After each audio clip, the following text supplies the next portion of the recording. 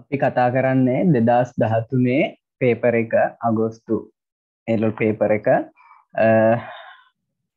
පළවෙනි ප්‍රශ්නය මෙයාලා අහනවා පහත දැක්වෙන ප්‍රකාශයෙන් ආයතනයක මූල්‍ය ගණකාධිකාරයේ කාර්යභාරය වඩා හොඳින් විස්තර කරනු ලබයිද එක මූල්‍ය ගිණුම්කරණය කියලා කියන්නේ ළමයි අන්නේ දේවල් ඔයා ටිකක් පේපර් එක බලද්දිම highlight වෙන්න ඕන ආයතනයේ ගනුදෙනු ගිණුම් පොත්වල වාර්තා කරයි ඒ ආයතනයේ ගනුදෙනු මූල්‍ය තොරතුරු වලට පරිවර්තනය කරයි. ඒ ආයතනයක වාර්ෂික විවරණය සඳහා මූල්‍ය ප්‍රකාශ පිළියෙල කරයි. ඒ ආයතනයක සැලසුම් කිරීම හා පාලනය සඳහා කළමනාකරුවන්ට තොරතුරු සපයයි. ඒ ආයතනය පිළිබඳ ඇල්මක් දක්වන බාහිර පාර්ශ්වයන්ට එහි කළමනාකරුවන්ට තීරණ ගැනීම සඳහා තොරතුරු සපයයි. උත්තරය ළමයි හොඳම උත්තරය 6. මොකද අපි දන්නා මූල්‍ය ගිණුම්කරණයේ අරමුණ තමයි ඇල්මක් දක්වන සියලු පාර්ශ්වයන් වලට තොරතුරු sannivedanaya කිරීම. ඒතකොට ඒක වඩා හොඳින් කියවෙන්නේ 6 වෙනි එකේ. ඊළඟට 2 ගිණුම්කරණ සමීකරණයේ මූලිකාංගයක් ලෙස හිමිකම වෙනම හඳුනා ගැනීමට අවශ්‍ය වන්නේ කුමන ගිණුම්කරණ සංකල්පයද?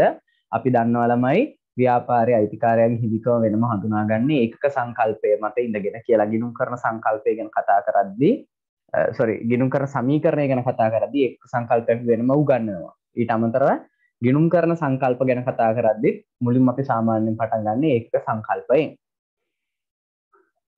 අංක 3 ආයතනයක මූල්‍ය ප්‍රකාශනවල වගකීම් සහතික මත ප්‍රතිපාදනයක් කිරීමට අදාළ වන්නේ පහත සඳහන් කුමන ගිණුම් කරන සංකල්පද?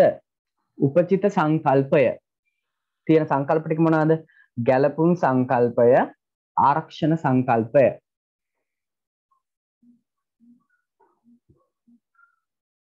වගකීමක් අඳුනගන්න ළමයි එක පැත්තකින් උපචිත සංකල්පය ඕන වෙනවා. එතකොට ඒකත් හරි.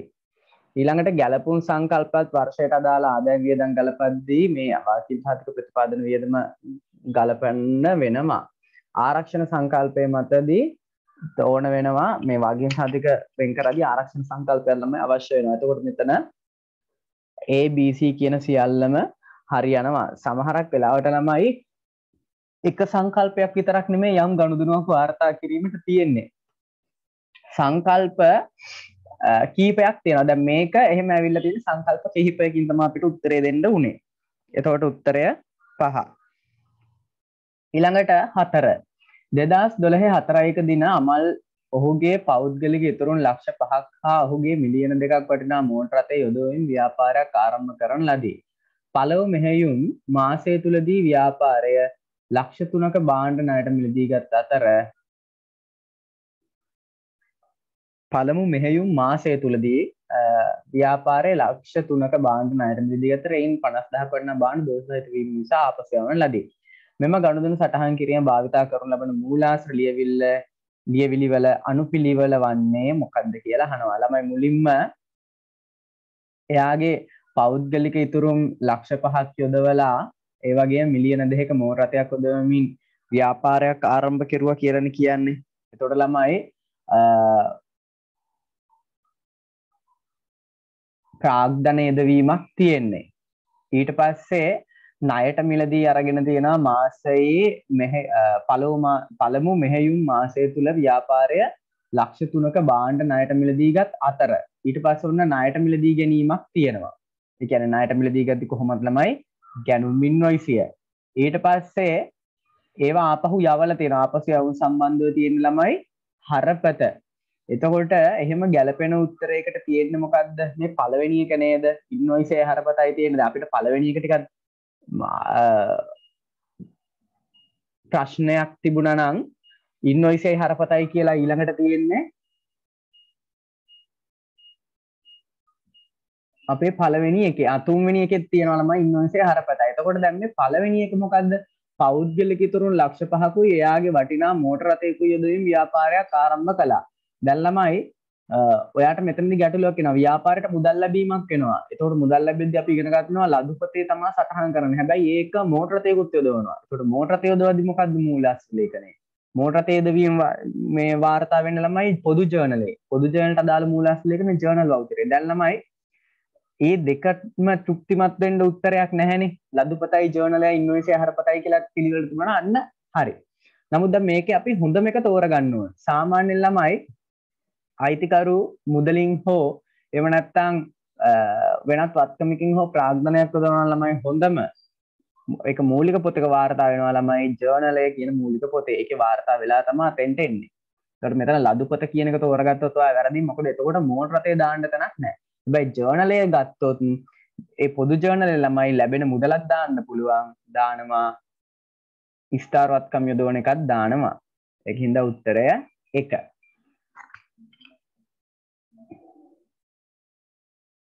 අංක 5 ව්‍යාපාර ආයතනයක් විසින් 10%ක වෙළඳ වට්ටමකට අත ලකුණු කළ මිල ලක්ෂ 2ක් වූ බාන ණය පදනම මත ගන්නා ලදී. මෙම ගනුදෙනුවේ ගිණුම් කර සමීකරණය පෙන්වන ආකාරය. ළමයි ණය පදනම මත ගත්තහම ලක්ෂ 2යිනේ 100ට 10ක වට්ටමක් දෙනවා කියන්නේ 20000යි. එතකොට ළමයි 1,80,000ක බාණ්ඩ තමා ගන්නෙ. එතකොට වෙන්න ඕන මොකද්ද?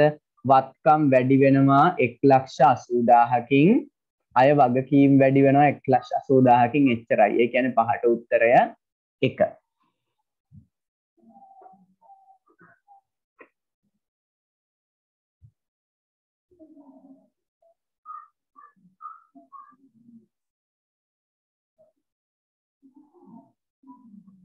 ඊළඟට 6 පහත තොරතුරු 2013 මාර්තු මාසයේ සඳහා ව්‍යාපාරයට අදාළ වේ.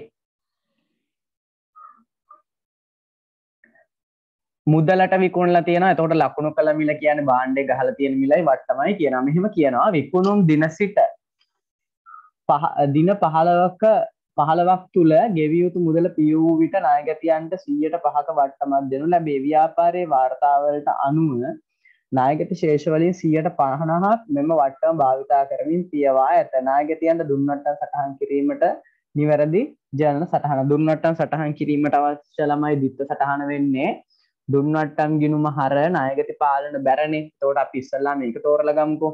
මෙන්න මේ දෙක විතරයි එහෙම එකට තියෙන්නේ. එහෙනම් මේ දෙකේ තමයි උත්තරයක් තියෙනවා නම් ළමයි තියෙන්නේ. එතකොට දැන් ණයගැතියන්ට අදාළ ගනුදෙනුව වෙන්නේ මේ උඩ විකුණු වලින් ණයට විකුණුමනේ. එතකොට ණයට විකුණලා තියෙන්නේ 4000ක් 100ට 5ක වෙළඳ වට්ටමක් හම්බ වෙනවා කියන ළමයි වෙළඳ වට්ටම 200යි.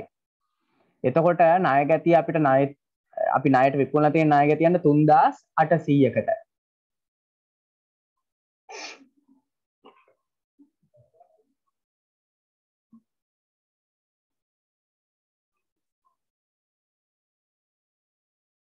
මේක ළමයි දහස් වල ඉන්න තියෙන්නේ. එතකොට මේ 3800යි 0.3යි. ඔන්න ඕක තමයි අදහස. හරි.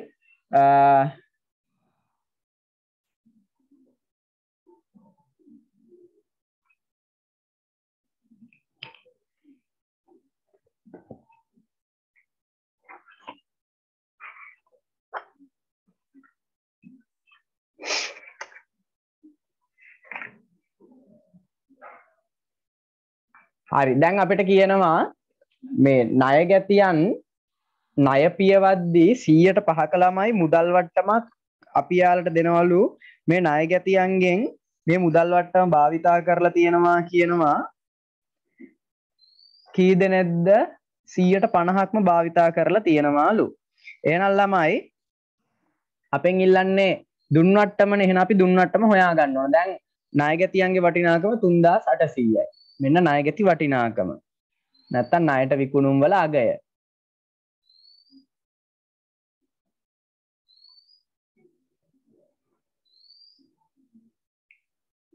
ණයගැතියන්ගෙන් 150ක් ළමයි මේ මුදල් වට්ටම භාවිතා කරුවා කියලා කියනවනේ. එහෙනම් ණයගැතිය 3800යි. මේකෙන් 150ක් අපි බලනවා. 150ක්. කීයක් එනවද බලන්න. 150 කියන්නේ දෙකෙන් එකයි නේ. කියන්නේ 1900ක් එනවා. මෙන්න මේ 1900ක් දුන් වට්ටම භාවිතා කරලා තියෙනවා කියන්නේ ළමයි 1900ක ණයගැතියෝ ණය පියවන්න යද්දි 100%ක වට්ටමක් හම්බෙලා තියෙනවා. බලන්න කීයක් එනවද කියලා. 9 45යි 95යි. එහෙනම් 95ක් ළමයි වට්ටම භාවිතා කරලා තියෙනවා. එහෙනම් දුන්වට්ටම් ගිණුම හර වෙනවා 95යි නායකති පාලන ගිණුම බැර වෙනවා 95යි උත්තරය 2 6ට පිළිතුර 2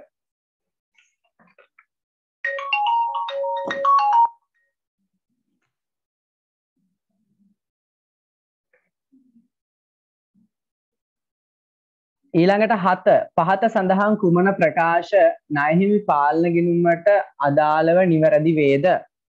1 සෑම ණයහිමියෙක් වෙනුවෙන්ම පාලන ගිණුමක් පවත්වාගෙන යයි. ළමයි හැම ණයහිමියෙක් වෙනුවෙන්ම පාලන ගිණුම් පවත්වාගෙන යනවද? නැහැ. 2 සියලු ගැනුම් ණයහිමි පාලන ගිණුමේ සටහන් කරයි. ඒකත් වැරදීනේ. හැම ණයට ගැනුමක් හැම සියලුම ගැනුම් ණයහිමි පාලන ගිණුමේ තියාගෙන යනවද? නැහැ. ස්ථාරත්කම් ණයට ගැනීම ණයහිමි පාලන ගිණුමේ දාන්නේ නැහනේ. ගැනුම් ජර්නල් එකතුව ණයහිමි පාලන ගිණුමේ සටහන් කර යන්න. ඒක හරි. ඊළඟට ණයහිමියන්ට ලදවට්ටම් ණයහිමි පාලන ගිණුමේ සටහන් නොකරන්නේ. ලදවට්ටම් සටහන් කරනවා. ණයහිමි පාලන ගිණුම ණයහිමි ලෙජරේ පවත්වාගෙන යයි. නෑ ඒක වැරදි. එතකොට උත්තරේ ළමයි 3 7ට පිළිතුර 3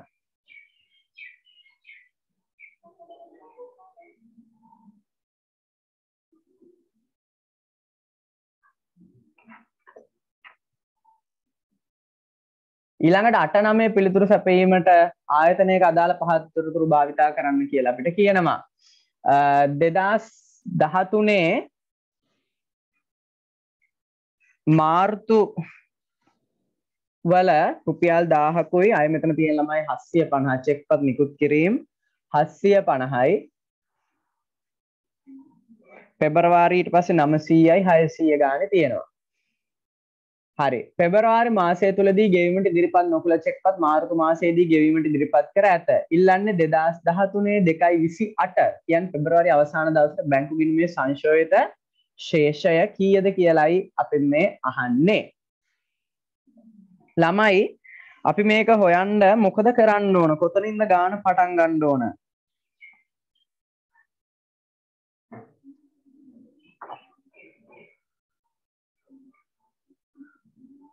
අපි ගහමු මුදල් ගිණුමක් පෙබරවාරි මාසයේ සඳහා. මේ හදන්නේ සංශෝධිත මුදල් පාලන ගිණුම. හරි? එතකොට අපිට ළමයි දීලා තියෙනවා නේද මේ විස්තරය වල බැංකු ගිණුමේ ශේෂය කියන්නේ අපිනේ. අපේ ශේෂය පොලි ආදායම හා බැංකු ගාස්තු ගැලපීමට පෙර කීයද? 100යි. එහෙනම් ආරම්භක ශේෂය දාගන්නවා හරට කීයද? 100යි.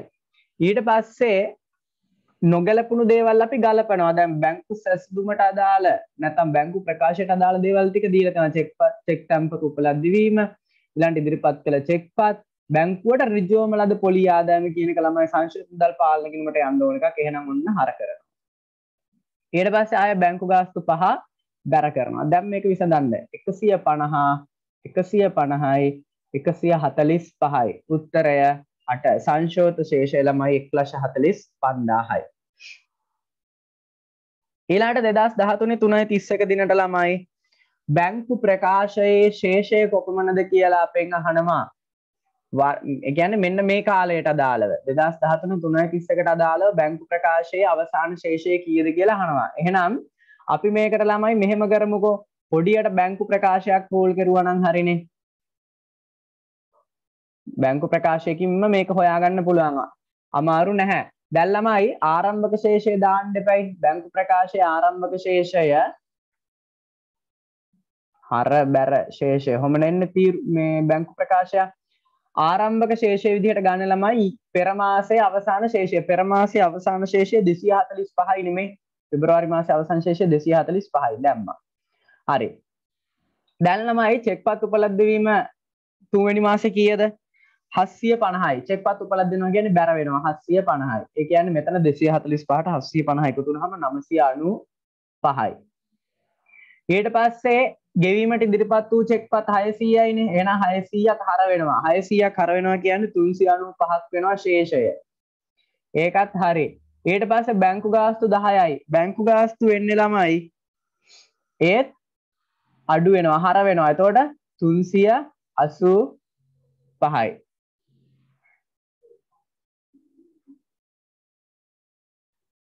එතකොට ළමයි උත්තරේ කීයද? අවසාන ශේෂය 385යි කියන්නේ 9ට පිළිතුර 4.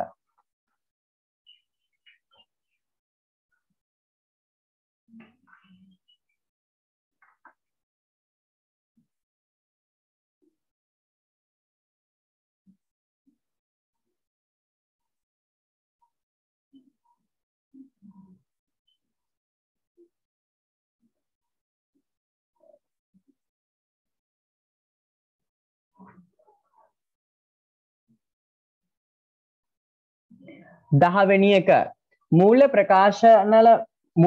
ප්‍රකාශන පිළියෙල කිරීම හා ඉදිරිපත් කිරීමේ ආකෘතිමය රාමුවට අනුව පහත සඳහන් කුමන දෑ මූල ප්‍රකාශවල මූලික ගුණාත්මක ගති ලක්ෂණ ලෙස සලකනු ලබයිද? මූලික ගුණාත්මක ගති ලක්ෂණ ළමයි දෙකයි තියෙන. එකක් අදාළ බවයි, අනිත් එක විශ්වාසනීය නියෝජ්‍යත්වයයි. මේක ළමයි අපේ පැරණි සිලබස් එකට අනුව හැදුණු එකක් නේ. එතකොට අපිට අදාළ උත්තරය නෑ. කමක් නැහැ. අපි දන්නවා අදාළ බවයි, අනිත් එක මොකද්ද? අපි ඊ කියලා ලියාගමුකෝ එක. විශ්වාසනීය නියෝජ්‍යත්වයයි.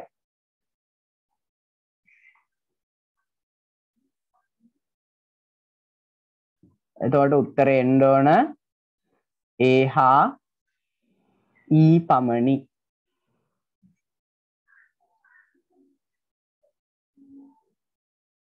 එකොළොස්වෙනි එක පහත සඳහන් තොරතුරු 2013 3/31 අවසන් මාසය සඳහා සමාගමකට අදාළ වේ. තොග නිකුත් කිරීමේ මිල ක්‍රමය FIFO ක්‍රමයට භාවිතා කරයි. වර්ෂ අවසාන තොගේ එක සුද්ධ උපලබ්ධක 120යි. සමාගමේ මූල ප්‍රකාශවල නිරූපණය කළ යුතු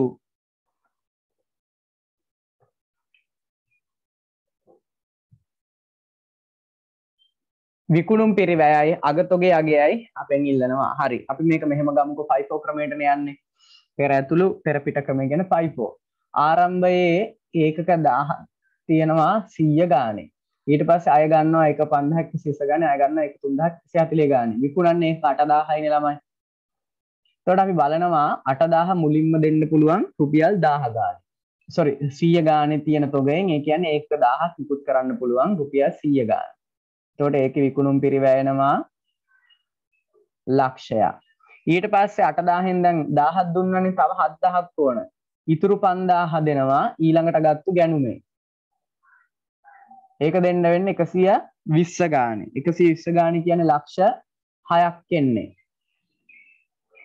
එතකොට ඔන්න දැන් 6000ක් දුන්න, තව 2000ක් දෙන්න ඕන. ඉතුරු 2000 දෙන්න පුළුවන් ඊළඟට 3.15 ගත්තු ගැනුම් වලින්. ඒක ගන්නේ රුපියල් 140 ගානේ. එතකොට ළමයි 140 ගානේ කියන්නේ 280යි. දැන් විකුණුම් පිරිවැය තමයි මේ එන්න එකතු කරන්න 6 7 8යි 9යි 9,80,000යි. එහෙනම් විකුණුම් පිරිවැය 9,80,000යි. අගතොගය කොහොමද හොයන්නේ? දැන් අගතොගයේ විදිහට ඉතුරු වෙන්නේ ළමයි කීයක්ද? මේ මුළු ගත්තු තොග කීයක් තියෙනවද? 1000ම ගියා. 5000ම ගියා. මේ 3000න් 2000ක් ගියා ළමයි 1000ක් ඉතුරු වෙන්නේ. එහෙනම් 1000ක් ඉතුරු වෙනවා කියන්නේ 1000 ගුණ කිරීම 140 කියන්නේ 1,40,000යි. උත්තරය 2.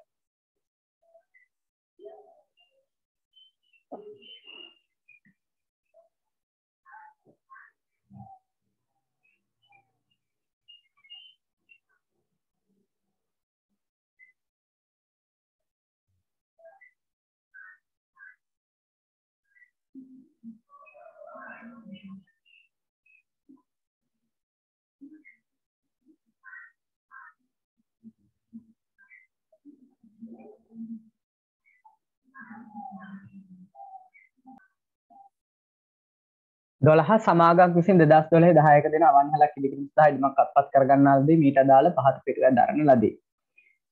එළන් ඉඩමේ පිරිවැය. එතකොට ඉඩමේ පිරිවැය හැදෙනවා ඉඩමේ ගැනුම් මිලෙන් අනිවාර්යයෙන්ම. ඒ කියන්නේ 4000 ඉඩමේ පිරිවැය. මුද්දර ගාස්තු හා නීතිඥ ගාස්තු 200 අනිවාර්යයෙන්ම ඉඩමේ පිරිවැය. ඊළඟට ඉඩමේ පැරණි ගොඩනැගිල්ල ඉවත් කිරීමේ පිරිවැය 200යි.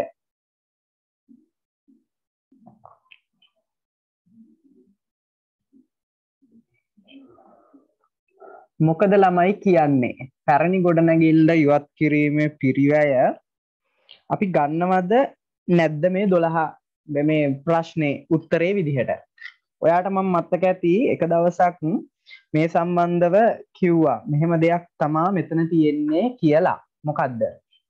දැන් ළමයි අපි දැන් හිතන්නකෝ පැරණි ගොඩනැගිල්ල හදපු දවස්වල පැරණි ගොඩනැගිල්ලේ පිරිවැය කියන එක තුලට අන්තර්ගත කරනවා ළමයි. කවදා හරි දවසක පැරණි ගොඩනැගිල්ලේ ඵලදායී ජීව කාලය ඉවර වෙලා කවදා හරි පැරණි ගොඩනැගිල්ල පළදායි ජීව කාලය ඉවර වෙලා ඒ පැරණි ගොඩනැගිල්ල ඒ ඉඩමෙන් අයින් කරන්න යන පිරිවැයත් ළමයි පැරණි ගොඩනැගිල්ලේ පිරිවැයට අපි එකතු කරලායි තියෙන්නේ. ඇස්තමේන්තු ගල ඔයාට මතකද මේ LKS 16 කරද්දී දැන් යන්ත්‍රයක් ගත්තොත් උනත් ඒ යන්ත්‍රයට අවසානයේ ළමයි පිරිවැයක් විදිහට එකතු වෙනවා. යන්ත්‍රය නැවත ගලවා ස්ථානය සකස් කිරීමට යන ඇස්තමේන්තුගත වියදම අපි ඒ යන්ත්‍රයේ පිරිවැයට එකතු කරනවා. එහෙනම් ළමයි පැරණි ගොඩනැගිල්ල ඉවත් කිරීමට අදාළ පිරිවැය මේ වෙනකොටත් පැරණි ගොඩනැගිල්ලට අදාළව තියෙනවා.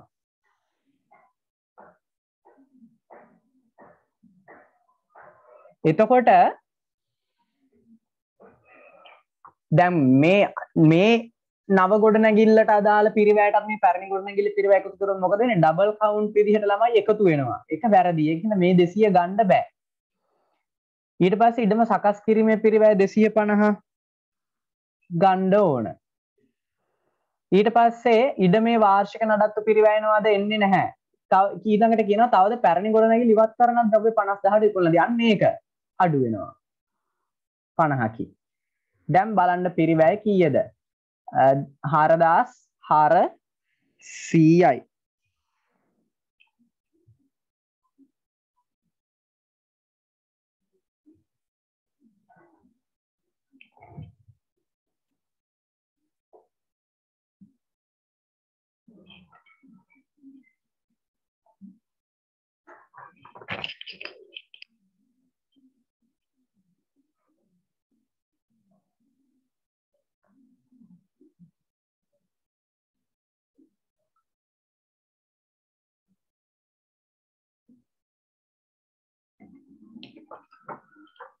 හාරදාස් 400යි නේද දෙන්නේ?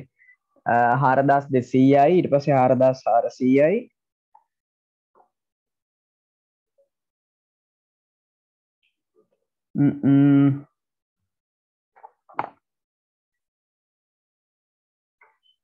මෙතන එන්නේ ළමයි එතකොට 4400යි. ඒ වගේම ඔයාට මෙන්න මෙහිම සලකන්නත් පුළුවන්. ඉඩමේ මිල 4600ක් එන්න විදිහක් තියනවාද? හරි. ඒක තමයි මේ කියන්නේ. මෙහෙමත් ඔයාට සලකන්න පුළුවන් ළමයි. ඉඩමේ ගැනුම් මිල 4000යි. ඒ වගේම මුද්දරහා නීති ගාස්තු 200යි. ඊළඟට මෙන්න මේ පැරණි ගොඩනැගිලි ඉවත් කිරීමේ පිරිවැය 200 ඔයාට එකතු කරන්නත් පුළුවන්. ඔයාට මතක ඇති මම මේ වගේම පාස් පේපරයක් කරද්දී අපිට උත්තර දෙකක් තිබුණා. එක්කෝ මේ උත්තරය.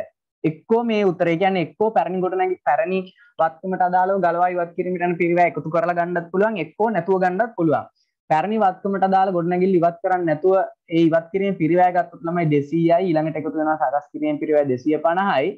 ඕකෙන් අඩු වෙනවා මේ ද්‍රව්‍ය විකුණලා හම් වෙන 50. එතකොට 4600ට උත්තරේ දෙන්න පුළුවන්. ඔය දෙක එක හෝ 4 කියලා උත්තරේ දෙන්න පුළුවන්.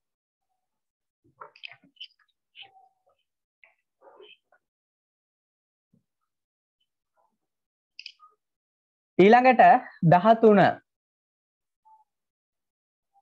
පහත දී ඇති තොරතුරු 2013 මාර්තු මාසය සඳහා නිෂ්පාදන ව්‍යාපාරයකට අදාළ වේ. ප්‍රාථමික පිරිවැය විකුණුම් පිරිවැය කොහොමද කියලා අහන්න මේ 13 වෙනි එකෙන්.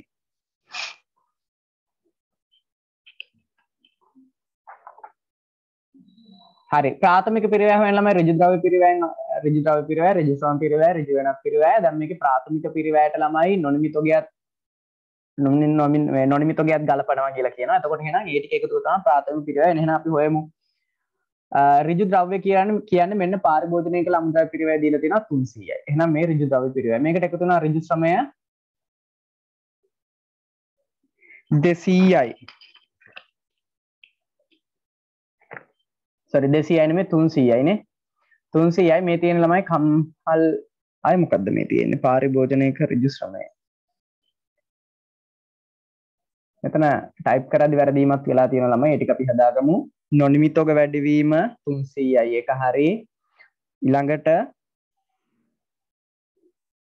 නිමිත ඔග අඩුවීමක් තියෙන්නේ.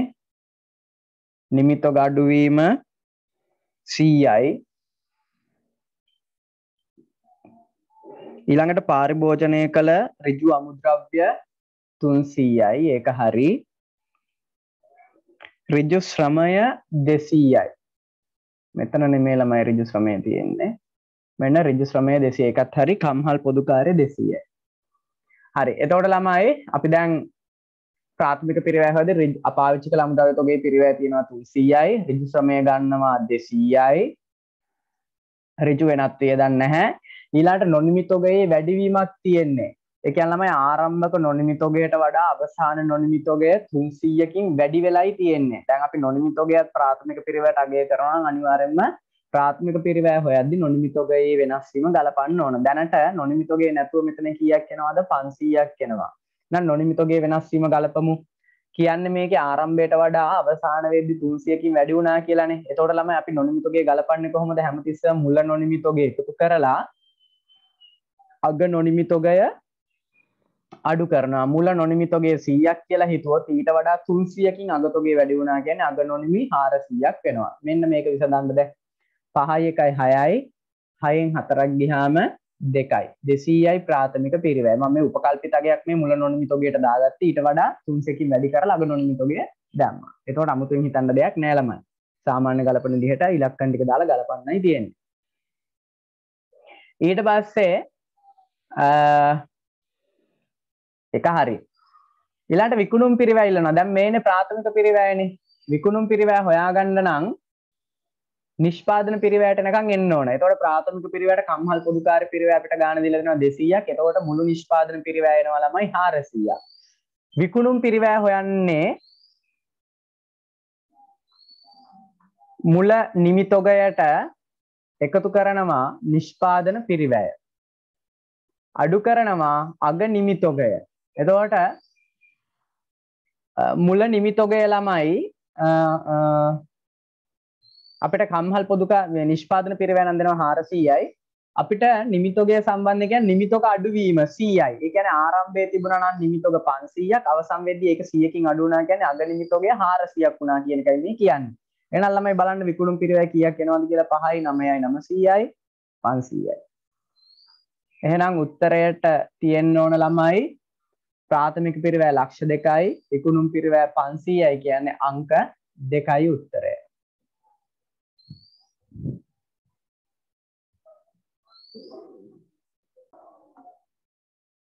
දාහතර 2013 3:31 දිනට සමාගමව පැවති තොගේ ගම්වතුර හේතුවෙන් සම්පූර්ණයෙන්ම විනාශ විය. 2013 3:31 අවසන් වර්ෂයේ තොරතුරු දීලා තියෙනවා.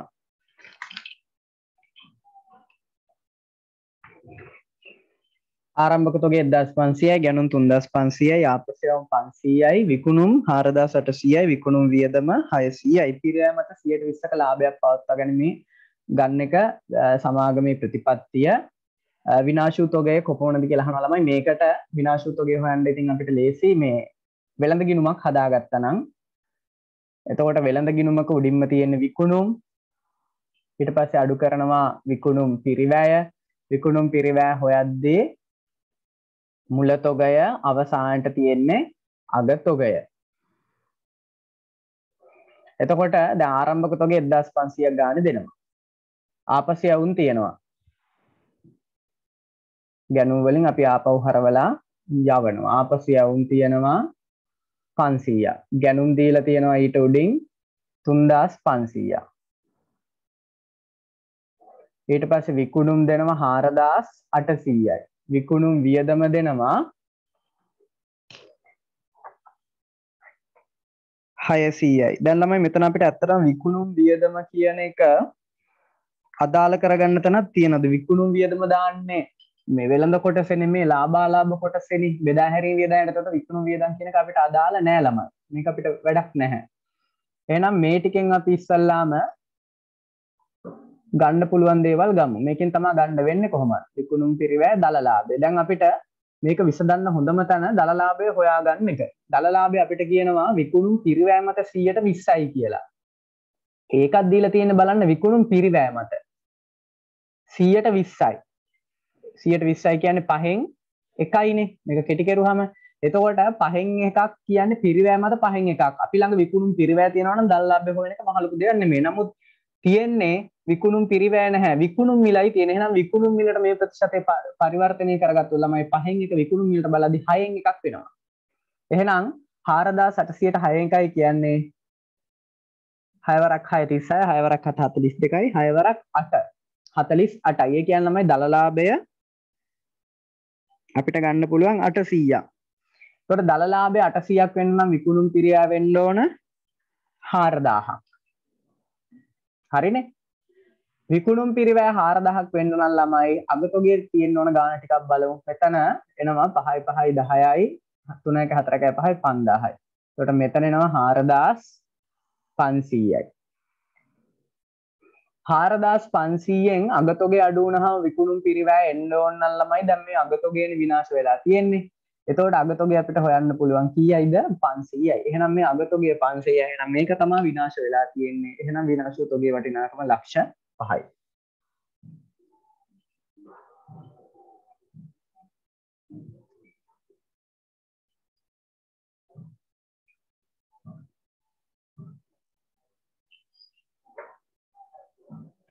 පහළොස්වෙනි එක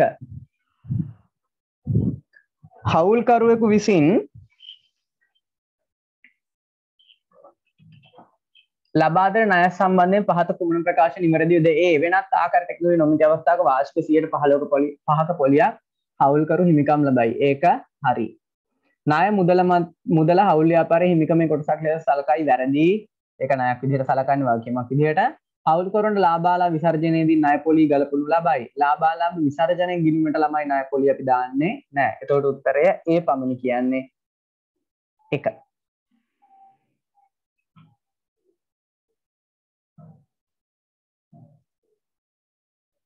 හරි. ඊළඟට ළමයි 16 17 18 පිළිතුරු සැපීමට පහතරතුරු භාවිතා කරන්න කියලා හවුල් ව්‍යාපාරයට අදාළ ගානක් දීලා තිනවා. අපිට මේක සම්පූර්ණයෙන් හදන්න නම් මොනවද ඉල්ලන්නේ? ජංගම ගිණුම් ශේෂ ඉල්ලනවා. ව්‍යාපාරයේ හවුල් ව්‍යාපාරයේ හිමිකමේ වැඩිවීම ඉල්ලනවා. හවුල්කරුවන්ගේ ප්‍රාග්ධන ගිණුම් වල ශේෂ ඉල්ලනවා. හරි. එතකොට මේක සම්පූර්ණ ගානක් ළමයි අත්‍තරම කිව්වොත්. එතන මේ තියෙන සම්පූර්ණ විස්තරයක්. එහෙනම් බලන්න මේකට අදාළ උත්තර ටික ගන්න.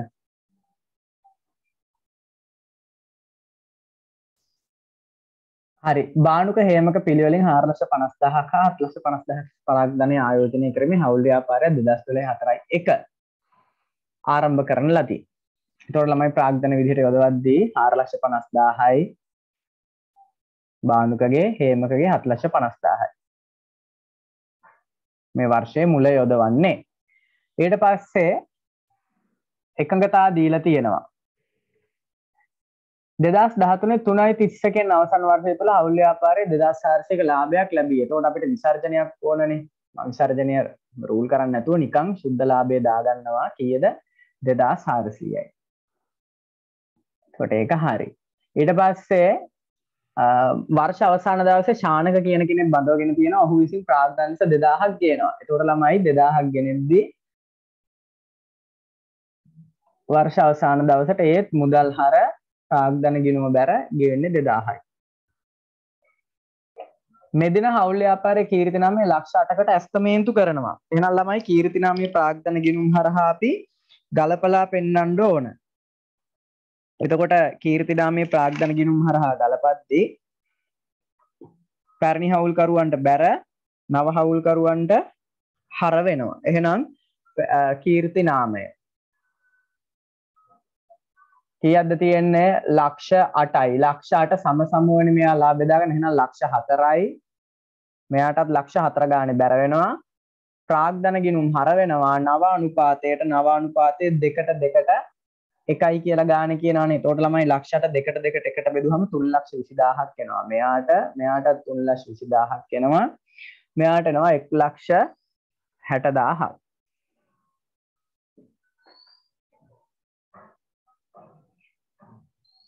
විනාඩියක් දෙන්න ළමයි.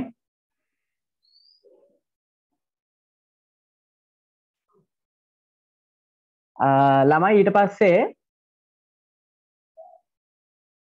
කීර්ති නාමය අපි ගැලපුවා. එච්චරයිනේ දෙන්නේ. දැන් අපිට තියෙන මේ විසර්ජනයට අදාළව මේ වැටුප් වගේ දේවල් ජංගම ගිණුමට දාගන්න. වාර්ෂික වැටුප හවුල් වේතනය බාණුකට 450යි අනිත් එක්කෙනාට 750යි. 50යි. ඊළඟට සෑම හවුල් කරුණු ප්‍රාග්ධනයේ මත 110ක පොලියක් හිමි වෙනවනේ. එහෙනම් ප්‍රාග්ධන පොලිය ඒකත් වෙන්න ඕන. ඒතකොට ප්‍රාග්ධන පොලිය 45යි 75යි. ලාභාලාභ සම සම. ඒතකොට ලාභාලාභ 20ක් වෙන ළමයි වැටුප අඩු වෙන්න ඕන. මම මෙතන සම්පූර්ණ වැටුප ගන්නවා දෙන්නගෙම 450යි 750යි කියන්නේ 1200ක් දෙන්නගෙම එකතුව අඩු වෙන්න ඕන. ඊට අමතරව ප්‍රාග්ධන පොලි දෙන්නගෙම අඩු වෙන්න ඕන සම්පූර්ණ එකතුව කියන්නේ 120යි. එතකොට මේ ටිකම අඩු වුණාම බෙදිය හැකි ලාභය අපිට එනවා. ඒ බෙදිය හැකි ලාභය කීයද කියලා බලමු.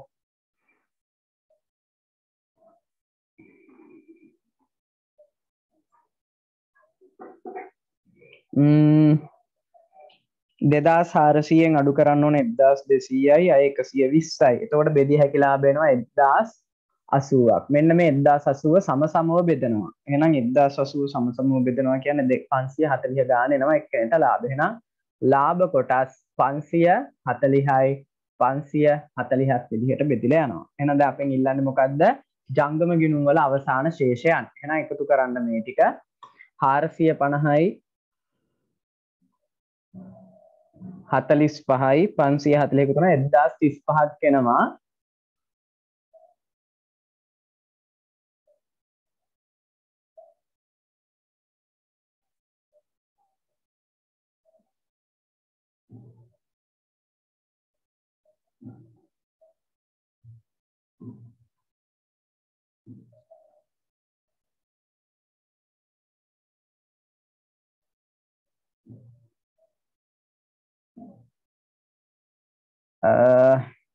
එදදාස් 35ක් එනවා ජංගම ගිණුමේ මෙයාට.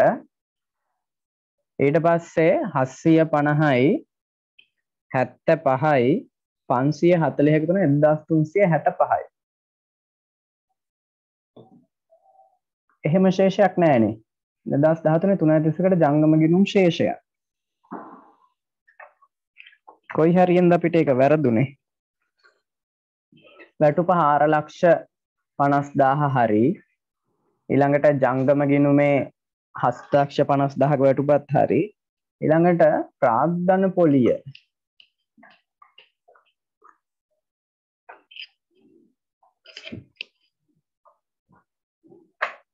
ප්‍රාග්ධන පොලි වැරදිලා තියෙනවා නේද?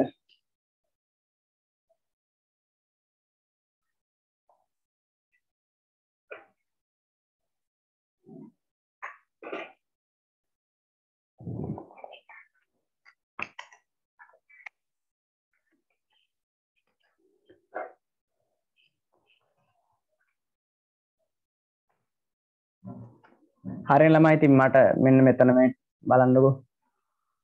මෙතන ටයිප් සෙටින් කරද්දී උණු වැරද්දක් නේ. මෙතන ප්‍රාග්ධනයේ විදිහට ආයෝජනය කරන්නේ මිලියන 3කුයි මිලියන 4කුයි.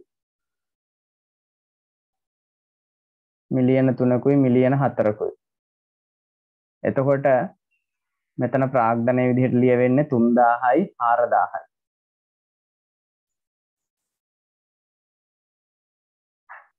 එතකොට එතන වරදින හින්දා මේ ජංගම ගිණුමට මම දාලා තියෙන ප්‍රාග්ධන පොලිත් වැරදි, ලාභ කොටස් ටිකත් වැරදි, අවසන් ශේෂයත් වැරදි. එහෙනම් දැන් ඒක හරියට හැදුවොත් ප්‍රාග්ධන පොලි එනවා ළමයි මිලියන 3යි කියන්නේ 300යි, මෙතෙන්ට එනවා 400යි. ඒ කියන්නේ දෙකේම එකතුව 700යි ප්‍රාග්ධන පොලිය. දැන් ලාභ කොටස් ටික අපිට හොයන්න පුළුවන්. හරි ලාභ කොටස් ටික හොයමු 2400න් 1200කුත් අඩු වෙලා 700කුත් අඩු වුණාම 500යි.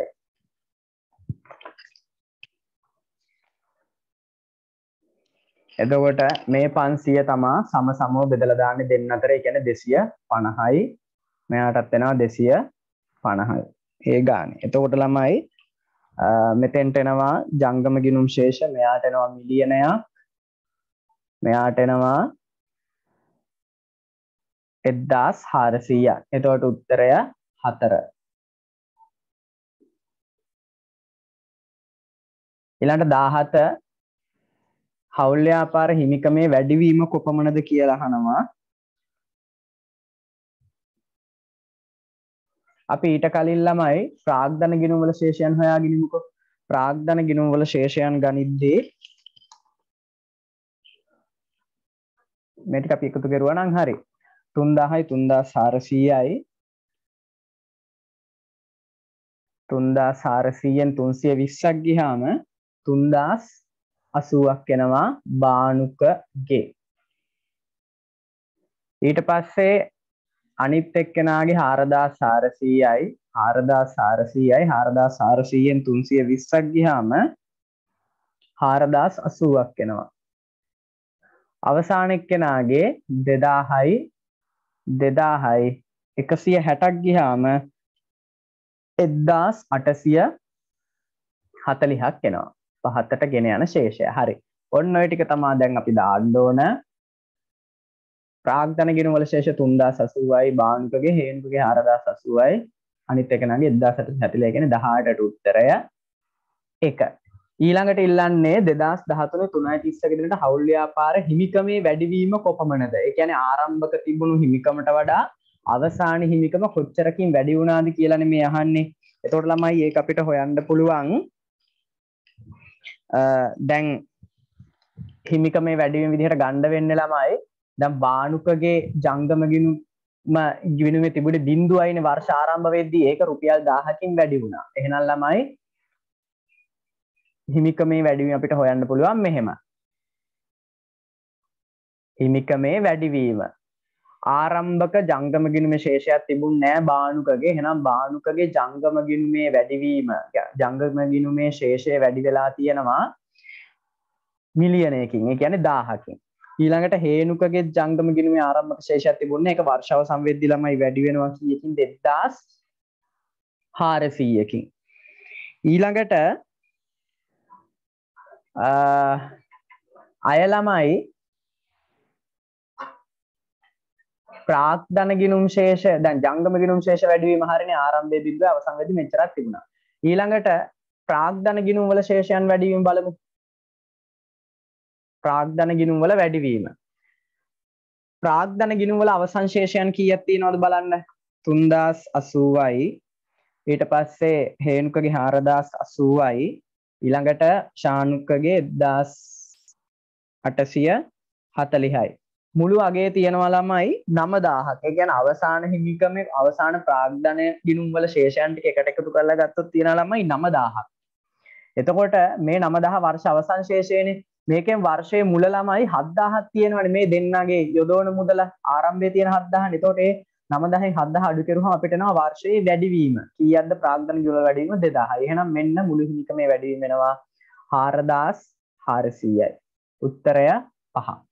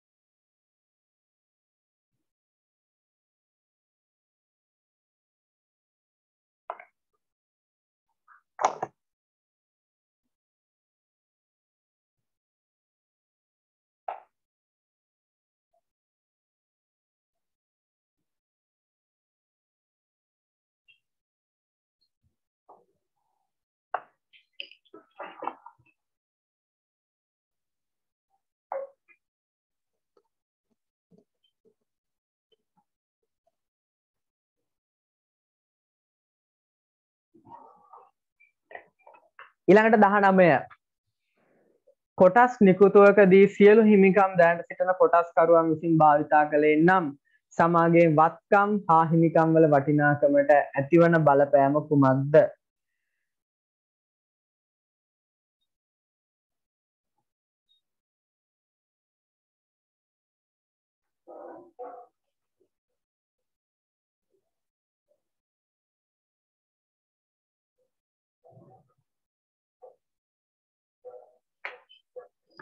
ළමයි හිමිකම් කොටස් නිකුතුවකදී හිමිකම භාවිතා කෙරුවේ නම් වත්කම් වලයි වහිමිකම් වලයි වටිනාකම එකක් තමා ළමයි සල්ලි එනවා කියන්නේ වත්කම් වැඩිවීමක් වෙනවා. අනිත් පැත්තෙන් හිමිකමත් වෙන්නේ මොකද්ද? හිමිකමත් වෙන්නේ වැඩි වෙන එක. 19ට උත්තරේ එහෙනම්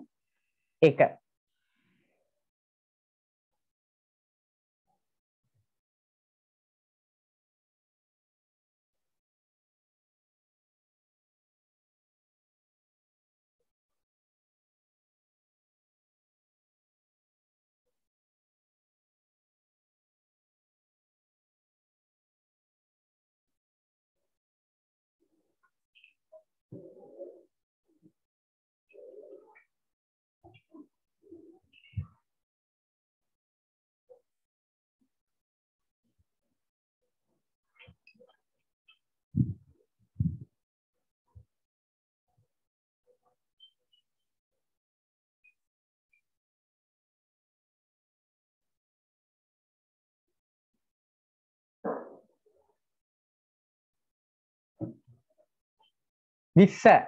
පහත දැක්වෙන කුමනද සමාගමක හිමිකමේ සංරචක ලෙස හඳුනා ගනු ලබයිද? ප්‍රත්‍යාගන සංචිත කියන්නේ ළමයි හිමිකම් ගිණුමක්, ගෙය යුතු සේවක අර්ථසාධක කරමුදල් කියන්නේ වගකීම් ගිණුමක්, ෂේ වෙන්කිරීම කියන්නේ වත්කම් ගිණුමක්, රඳවාගත් පියුම් කියන්නේ හිමිකම් ගිණුමක්. කියන උත්තරේ හා ඩී පමණින් 2.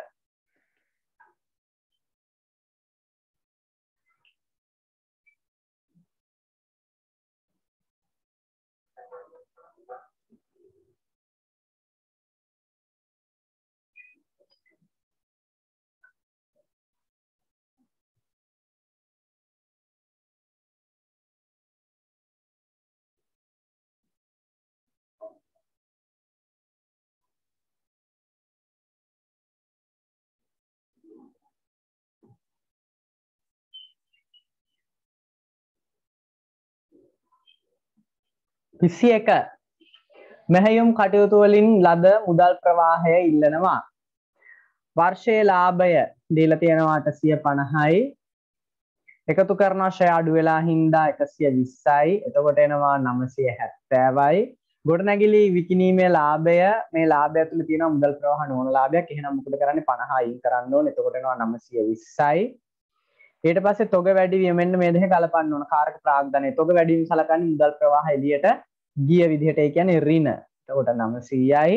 ණයගැතිය අඩුවීම සලකන්නේ සල්ලි ආ විදිහට. එතකොට ඒක එකතු වෙනවා 40යි. එහෙනම් 940යි උත්තරය. 5 පිළිතුර.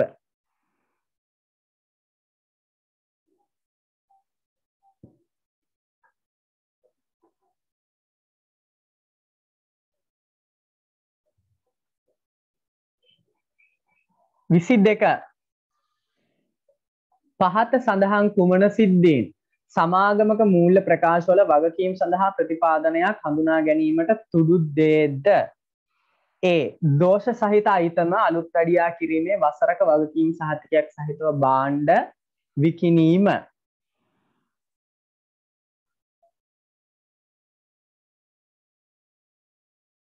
ඔවුනේ ළමයි වගකීම් සහතික ප්‍රතිපාදන වෙන් කරන්න මේක එක හේතුවක්නේ. එතකොට ඒක හරි. වර්ෂ අවසානයේ වෙළඳ නායක විශේෂ මත අඩමාන ණය වෙන් කිරීම ළමයි මූල්‍ය ප්‍රකාශවල වගකීම් විදිහට ප්‍රතිපාදනයක් කරන කරගන්නවද නැහැ. නෛතික අවශ්‍යතාවයන් නොමැතිව නිෂ්පාදන ක්‍රියාවලිය හේතුවෙන් සිදු පාරිසරික හානිය වම් කිරීමේ අවශ්‍යතාවය ඔව්නේ ඒකට හරි. වගකීම් සඳහා ප්‍රතිපාදනයක් වෙන් කරන්න ඕනේ. එතකොට උත්තරය A හා C පමණි.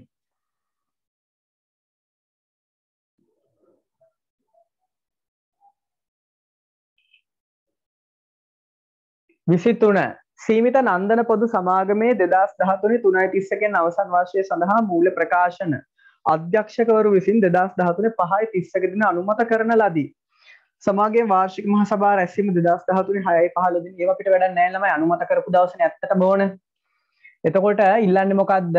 ගැළපිය යුතු ගලපන සිද්ධීන්. කොළඹ කොටස් සුවමාරුවේ ලයිස්තුක සමාගම් වල සමාගයෙන් ආයෝජනය කළ වෙළඳ භාගය අඩුවීම. ළමයි අපි දන්නවා වෙළඳපළ අගේ අඩුවීම් ගලපන්නේ නැහැ කොහොමද? ඊළඟට B 2012 10 කියන්නේ ළමයි පෙර අවුරුද්දේ ගැන අපේ ගිණුම් කාලච්ඡේදයේ පෙර අවුරුද්ද නෙමෙයි ගිණුම් කාලච්ඡේදය තුලදී ගුණ කළ නඩුවක් ක වන්දි ගෙවන්න කියලා 4:30 උසාවියේ තීන්දුව කරලා. ඒ කියන්නේ අධ්‍යක්ෂකවරු අනුමත කරන්න පෙර අනිවාර්යෙන්ම එහෙනම් ගලපන්න වෙනවා. මොකද අපේ ප්‍රවර්තන කාලයේ සිදු වුණු දෙයක් තීන්දුව හම්බෙලක් තියෙනවා. B ගලපනවා. C කොටසකට දෙක බැගින් අවසාන ලාභාංශය ප්‍රකාශයට පත් කිරීම ළමයි කොටස් මත ලාභාංශ ප්‍රකාශයට පත් කිරීම ගලපන්නේ නැහැ. D අවසන් තොගය පිරිවැට වඩා අඩු මිලකට විකිණීම කියන ළමයි තොගයේ සුද්ධ උපලබ්ධයේ සනාත වීම ගලපනවා. එහෙනම් උත්තරය B හා D පමණි. අංක 3.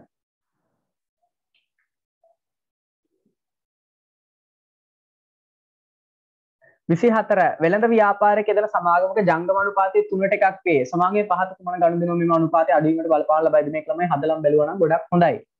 ජංගම අනුපාතය කියන්නේ ජංගම වත්කම් හා ජංගම වගකීම් අතර අනුපාතයනේ. ඒවත් මෙහෙම හිතමු 3ට 1යිනේ. 3ට 1යි කියලා කියන්නේ ජංග වත්කම් 300යි නම් ජංග වගකීම් 100යි කියලා හිතමුකෝ. ඒකට දිව්කාල ණයක් ගන්නවා. අපි මේවා ආදේශ කර කර බලමු. දිව්කාල ණයක් ගන්නවා හිතන්නකො ළමයි රුපියල් 100ක ණයක් ගන්නවා කියලා. එතකොට ජංග වත්කම් මොකද වෙන්නේ? 100කින් වැඩි වෙනවා. ජංග වගකීම් වැඩි වෙනවද නැහැ? දිව්කාල ණය කියන්නේ ජංගම නොවන වගේ. එතකොට ජංග වගකීම් වලට වෙනසක් වෙන්නේ නැහැ. එතකොට මෙතන එනවා 400යි මෙතන එනවා 100යි. දැන් මොකද්ද ළමයි වෙන්නේ? නිකන් බලන්න 4ට 1ක් වෙනවනේ. ඒ කියන්නේ ජංග වත්කම් අනුපාතය වැඩි වෙනවා. එහෙනම් පළවෙනි ගණදුනෝ ගන්න බෑ. වැඩි වෙනවා ඒකින්ද. 2 ලාභයක් සහිතව තොග ණයට විකිණීම. හිතන්නකො ළමයි රුපියල් 100ක භාණ්ඩ 150කට විකුණන. එතකොට ජංග වත්කම් වල තියෙන 100ක තොග අඩු වෙනවා. 150ක ණය ගැතියෝ එනවා. එතකොට ණය ගැතියෝ කියන්නේ ජංග වත්කම 100ක එකක් 150කට විකුණනම ලාභයක් එනවා 50ක ඒක ප්‍රාග්ධනය වැඩි කරනවා. හරි. දැන් මෙතන ගනුදෙනුවේදී මොකද උනේ? මෙතන 350ක් වුණා ජංගම වත්කම් ජංග වගකීම් වුණා 100යි. එතකොට ළමයි මේකෙන්නේ 1ට 3.5යි. එතනත් මොකද වුනේ? ජංගම අනුපාතය වැඩි වුණු එකයි උනේ. ඊළඟට එහෙනම් තුන්වෙනි එක. තුන්වෙනි එකේ බලද්දී යන්ත්‍රයක් අත්පිට මුදලට ගැනීම. සල්ලි එළියට යනවා. 100ක යන්ත්‍රයක් ගනිද්දී 100ක් එළියට යනවා. ජංගම නොනවත්කම් වැඩි වෙනවා. එතකොට ළමයි මෙතන උනේ මොකද්ද? මෙතන එනවා 200යි. මෙතන එනවා 100යි. එතකොට ළමයි 2ට 1ක් නෙන්නේ. එහෙනම් ඔන්න මේක අඩුවීමක්. 24ට උත්තරය 3. අනිත් ඒවා ළමයි ඔයා නිකන් දාලා බලන්න. ඒවා වැඩිම වලට අදාළ වෙයි. එකපාර උත්තරය අහම මෙතනින් නවතින්නත් එපා ළමයි. අනිත් ඒවාත් හදලා බලන්න. දැන් මට මේක ෂුවර්ම හින්දායි මම මෙතනින් නැවතුනේ. 25 තොග රැඳවුම් කාලය ඉල්ලනවා. තොග රැඳවුම් කාලය හොයන්නේ ළමයි තොග පිරිවැටුම් අනුපාතයේ බෙදීම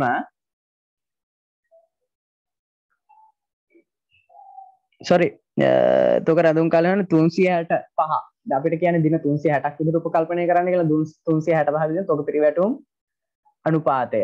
එතකොට තොග පිරිවැටුම් අනුපාතය හොයාගන්න තොග පිරිවැටුම් අනුපාතය හොයන්නේ විකුණුම් පිරිවැය බෙදීම සාමාන්‍ය තොගය. එතකොට විකුණුම් පිරිවැය වෙන්නේ 600යි. සාමාන්‍ය තොගය මුල තොගය 125යි අග තොගය 175යි දෙකේම එකතුව 300යි. 300 බෙදීම 2 කියන්නේ 150යි. එහෙනම් 600 බෙදීම 150 කියන්නේ ළමයි 4ක් එනවා. එහෙනම් 360 බෙදීම 4. 360 බෙදීම 4 කියන්නේ 90යි. දින 90යි.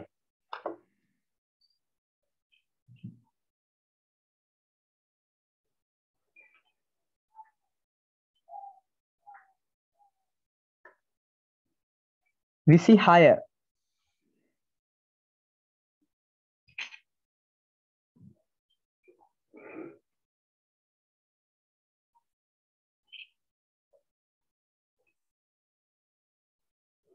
ඉල්ලන්නේ අවම තොග මට්ටම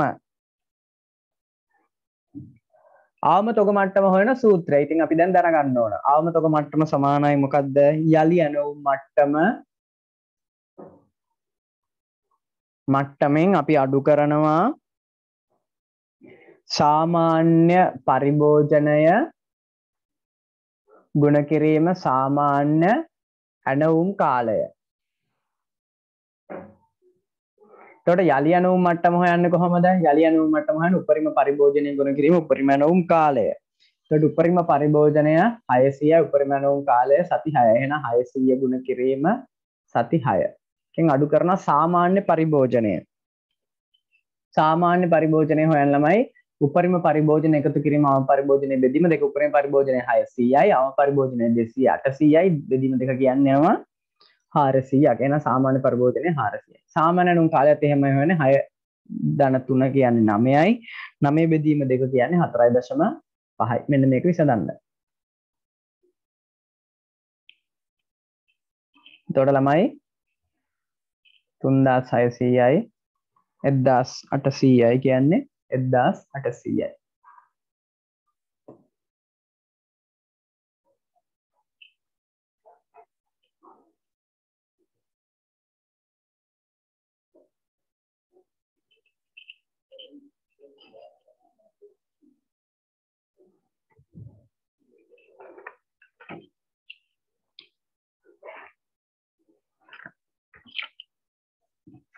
විසිහත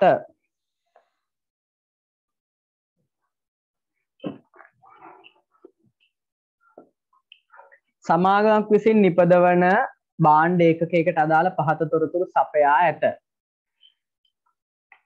ප්‍රාථමික පිරිවැය ලක්ෂ 6 අයවැයගත පොදු කාර්ය පිරිවැය නිෂ්පාදන දෙපාර්තමේන්තුවේ සේවා දෙපාර්තමේන්තුව වලට අදාළ දීලා තියෙනවා. නිෂ්පාදන ඒක සංඛ්‍යාව දීලා තියෙනවා. අයවැයගත යන්ත්‍රපැය ගාණ දීලා තියෙනවා. යන්ත්‍රපැයකට පොදු කාර්ය පිරිවැය අන්තර්දහ අනුපාතය හා ඒකකයකට අදාළ ඒකක නිෂ්පාදන පිරිවැය ඊළඟ හරි අන්තර්දහ අනුපාතය හොයන්න අපි දන්නවා අයවැයගත පොදු කාර්ය පිරිවැය බෙදීම අයවැයගත පොදු කාර්ය බෙදීම අයවැයගත යන්ත්‍ර පදනම අයවැයගත යන්ත්‍ර පැය ඒකනේ ගන්න කියන්නේ. ඒකට අයවැයගත පොදු කාර්ය පිරිවැය ළමයි අපිට දෙනවා දෙපාර්තමේන්තු දෙකක වෙන වෙනම. ඒකට අපි ගන්න මුළු ගාණ. කියන්නේ ලක්ෂ 4යි. අයවැයගත යන්ත්‍ර පැය අයවැයගත යන්ත්‍ර පැය දෙනවා 50000යි. 50000න් බෙදෙනවා. ඒකට ළමයි යන්ත්‍ර පැයකට දෙනවා රුපියල් 8ක්. එහෙනම් යන්ත්‍ර පැයකට අන්තර්දහ අනුපාතය රුපියල් 8යි. උත්තර දෙකක් තියෙනවා. ඊළඟට ඉල්ලන්නේ ඒකකයක නිෂ්පාදන පිරිවැයනේ. එහෙනම් අපි ඒකකයක නිෂ්පාදන පිරිවැය හොයනවා. ඒකකයක පිරිවැය. එතකොට ඒකකයේ පිරිවැය හොයද්දී ඒකකයක ප්‍රාථමික පිරිවැය ගන්න ඕන. ඒකකයක ප්‍රාථමික පිරිවැය. ඒකකයක ප්‍රාථමික පිරිවැය හොයන්න පුළුවන් ලක්ෂ 6 බෙදනවා නිපදවූ ඒකක සංඛ්‍යාව 75000න්. එතකොට බලන්න කීයක් එනවද කියලා. ලක්ෂ 6 බෙදීම 75000 කියන ළමයි 8ක් එනවා ඒකකයක ප්‍රාථමික පිරිවැය.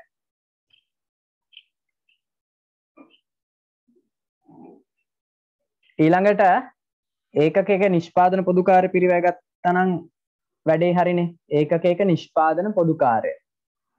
එතකොට ඒකකයක නිෂ්පාදන පොදු කාර්ය හොයන්න කලින් ළමයි අපි මුළු නිෂ්පාදන පොදු කාර්ය හොයාගෙන ඉන්න එපා. නම් මුළු නිෂ්පාදන පොදු කාර්ය හොයන්නේ කොහොමද?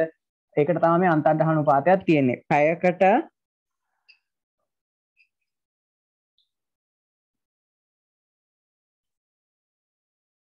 අටක් අන්තර්දහ අනුපාතය.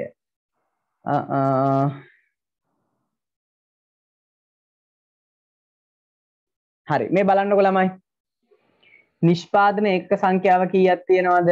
75000ක් තියෙනවා. කියන්නේ ඒකක 75000ක් අපි හදනවා.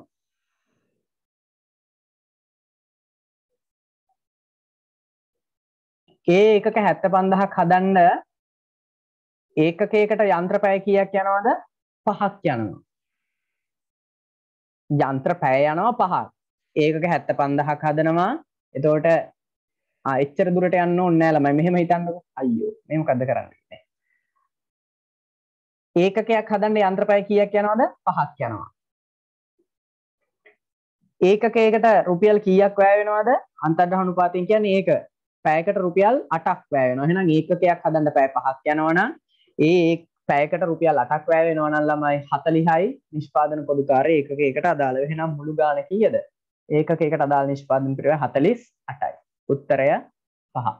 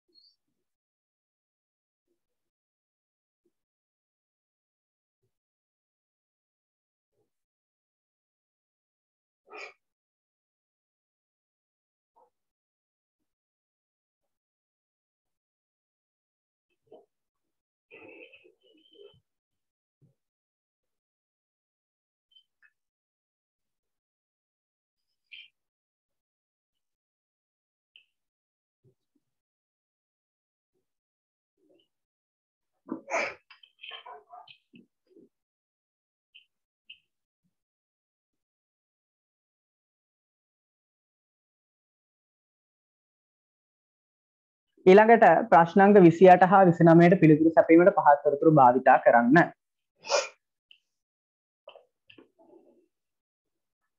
ඒකකයක ප්‍රාථමික පිරිවැය හා ඒකක 20000 දී මුළු නිෂ්පාදන පිරිවැය ඉල්ලනවා. හරි. ඒකකයක ප්‍රාථමික පිරිවැය හොයන්න පුළුවන්. ප්‍රාථමික පිරිවැය හැදෙන්නේ ඒකකයක ඍජු ද්‍රව්‍ය 40යි, ඍජු සමය 25යි. ඊළඟට නිෂ්පාදන පොදුකාරය ප්‍රාථමික පිරිවැයට අදාළ වෙන්නේ නැහැ. බෙදා හැරීම වෙන්නේ නැහැ. ඔච්චරයි. ප්‍රාථමික පිරිවැය විදිහට ගන්න වෙන ළමයි 65යි. එහෙම උත්තර දෙකක් තියෙනවා මේ. 65යි උත්තර දෙකක් තියෙනවා. ඊළඟට ඉල්ලන්නේ ඒකක 20000 දී මුළු නිෂ්පාදන පිරිවැයනේ. හරි. මුළු නිෂ්පාදන පිරිවැය හොයන්නේ කොහොමද? ප්‍රාථමික පිරිවැය මුළු ප්‍රාථමික පිරිවැය ඒකක 20000 දී ගන්නවා. එතකොට ළමයි ඒකකයක් නිෂ්පාදනය කරන්න ඒකක ප්‍රාථමික පිරිවැය 65යි නම් 20000 නිෂ්පාදනය කරන්න හොයන්න 65 ගුණ කරනවා 25න්. එතකොට 65 25 නෙමෙයි 65 ගුණ කිරීම 20000 කියන්නේ ලක්ෂ 13ක් මුළු ප්‍රාථමික පිරිවැය එනවා. මේකට එකතු කරන්න ඕන මොකද්ද? නිෂ්පාදන පොදුකාරය. එතකොට තමයි මුළු නිෂ්පාදන පිරිවැය හොයා ගන්න ඕන පුළුවන් වෙන්නේ. නිෂ්පාදන පොදුකාරය ටික හොයන්න පුළුවන්.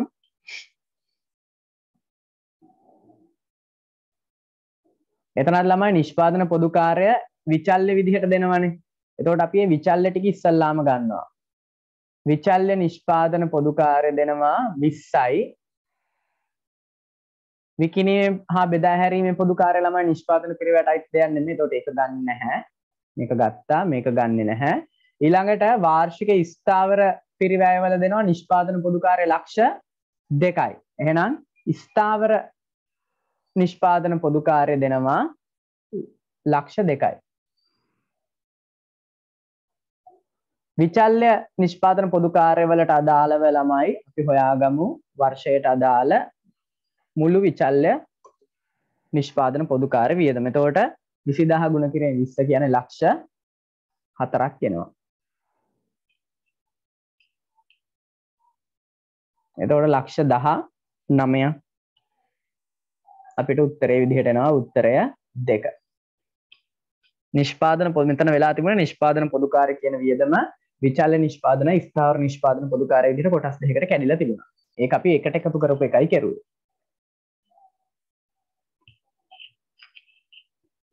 ඊළඟට ඉල්ලනවා ඒකක දායකය. ඒකක දායකය හොයන සූත්‍රය. ඒකක විකුණු මිලෙන් අඩු කරනවා ඒකක විචල්්‍ය පිරිවැය. ඒකක විකුණු මිල අපිට උඩ කියලා තිබ්බා 200 ගාන විකුණන. එහෙනම් ඒකක විකුණු මිල 200යි. ඒකක විචල්්‍ය පිරිවැය. ඒකක විචල්්‍ය පිරිවැය වෙනවා ළමයි මෙන්න මේ ප්‍රාථමික පිරිවැය 65යි. ඊට අමතරව විචල්්‍ය පිරිවැය ටික හොයමු. ප්‍රාථමික පිරිවැය 65ට එකතු වෙනවා ළමයි. තව මොනවාද විචල්්‍ය වෙන්නේ? මේ දීලා තියෙන ඒකක විචල්්‍ය පිරිවැයනේ.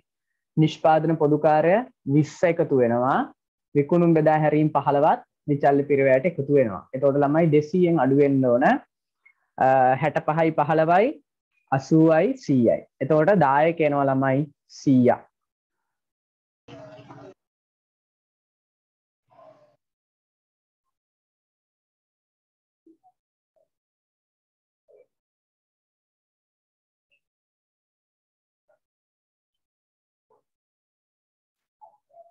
මේ ළමයි මෙතෙන්ට උත්තර ඇවිල්ලා තියෙන අර කලින් එකේ උත්තර ටිකමයි කොහොම හරි ඒක 10කේ 100ක් එන්න ඕනේ. පේපර් එකට අනුව නම් ළමයි මේ දෙවෙනි එකේ තමයි ඒක තියෙන්නේ 100යි 10යි. ඊට පස්සේ ඒකක 20000 දී ලාභයනේ. එතකොට අපිට ලාභය හොයන්න පුළුවන් මෙහෙම.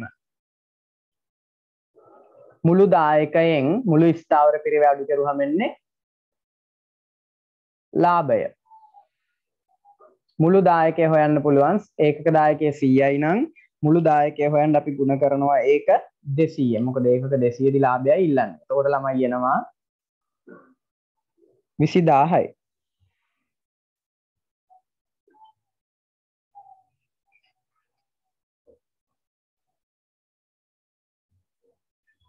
sorry ඒකක 2000 දී නෙමෙයි 20000 දී නේ.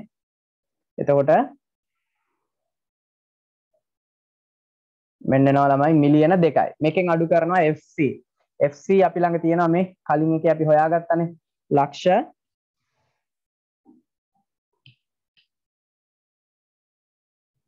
sorry එතන නෙමෙයි. FC කියන්නේ ස්ථාවර පිරිවැය. ස්ථාවර පිරිවැය තියෙනවා ළමයි මේ තියෙන වාර්ෂික ස්ථාවර පිරිවැය 5,50,000යි. එහෙනම් ළමයි ලාභය හොයන්න පුළුවන් මිලියන 2කින් 5,50,000 කියන 14,50,000යි. උත්තරේ 14,50,000යි වාර්ෂික ලාභය. එතකොට මෙන්න මේ දෙකට තමයි ළමයි පේපර් එකේ උත්තරේ විදිහට වෙන් වෙලා තියෙන එකක 10කේ 100යි ලාභය 14,50,000යි.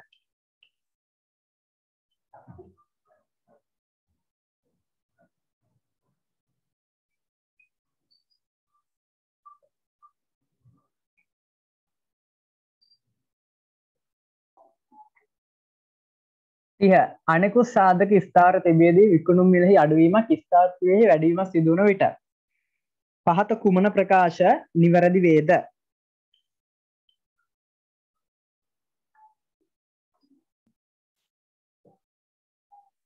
සමච්ඡේද ලක්ෂයේ වෙනසක් සිදු නොවේ කියලා කියනවා ළමයි. විකුණුම් මිලේ අඩුවීමක් වෙලා ස්ථාවර පිරිවෙහි වැඩිවීමක් වුණොත් සමච්ඡේද ලක්ෂය මොකද වෙන්නේ? ඔයාට නිකමට හිතනවානේ සමච්ඡේද ලක්ෂය කියන්නේ ළමයි ලාභත් නැතුව පාඩුත් නැතුව ව්‍යාපාරය කරගෙන යන්න අවශ්‍ය තනනේ ලක්ෂයනේ. ඒක මොකද වෙන්නේ? විකුණුම් මිල අඩු වෙන්න. තා විකුණන්න ඕන ප්‍රමාණය වැඩි වෙන එකයි වෙන්නේ. එතකොට එහෙනම් වැරදි. සමච්ඡේද ලක්ෂයේ වෙනසක් සිදු නොවේ නෙමෙයි වෙනසක් වෙනවා. නම් මේක වැරදි. ඊළඟට B සමච්ඡේද ලක්ෂය මොකක්ද කියන්නේ? අඩුවේ. සමච්ඡේද ලක්ෂය අඩු වෙන්නේ නැහැ ළමයි. සමච්ඡේද ලක්ෂය වැඩි වෙනවා. තව අපි මේ ලාභත් නැතුව පාඩුත් නැතුව මේක විකුණන්න ඕන ප්‍රමාණය වැඩි වෙන එකයි වෙන්නේ. එතකොට B වැරදි. සමච්ඡේද ලක්ෂය වැඩි වේ. ඒක හරි. ලාභය අඩු වෙනවා. ස්ථාවර පිරිවෙය වැඩි වෙලා විකුණුම් මිල අඩු වෙද්දී ලාභය අඩු වෙනවා. දායකයත් අඩු වෙනවා ළමයි විකුණුම් මිල අඩු වෙන හින්දා. එහෙනම් උත්තරේ C D හා E පමණයි.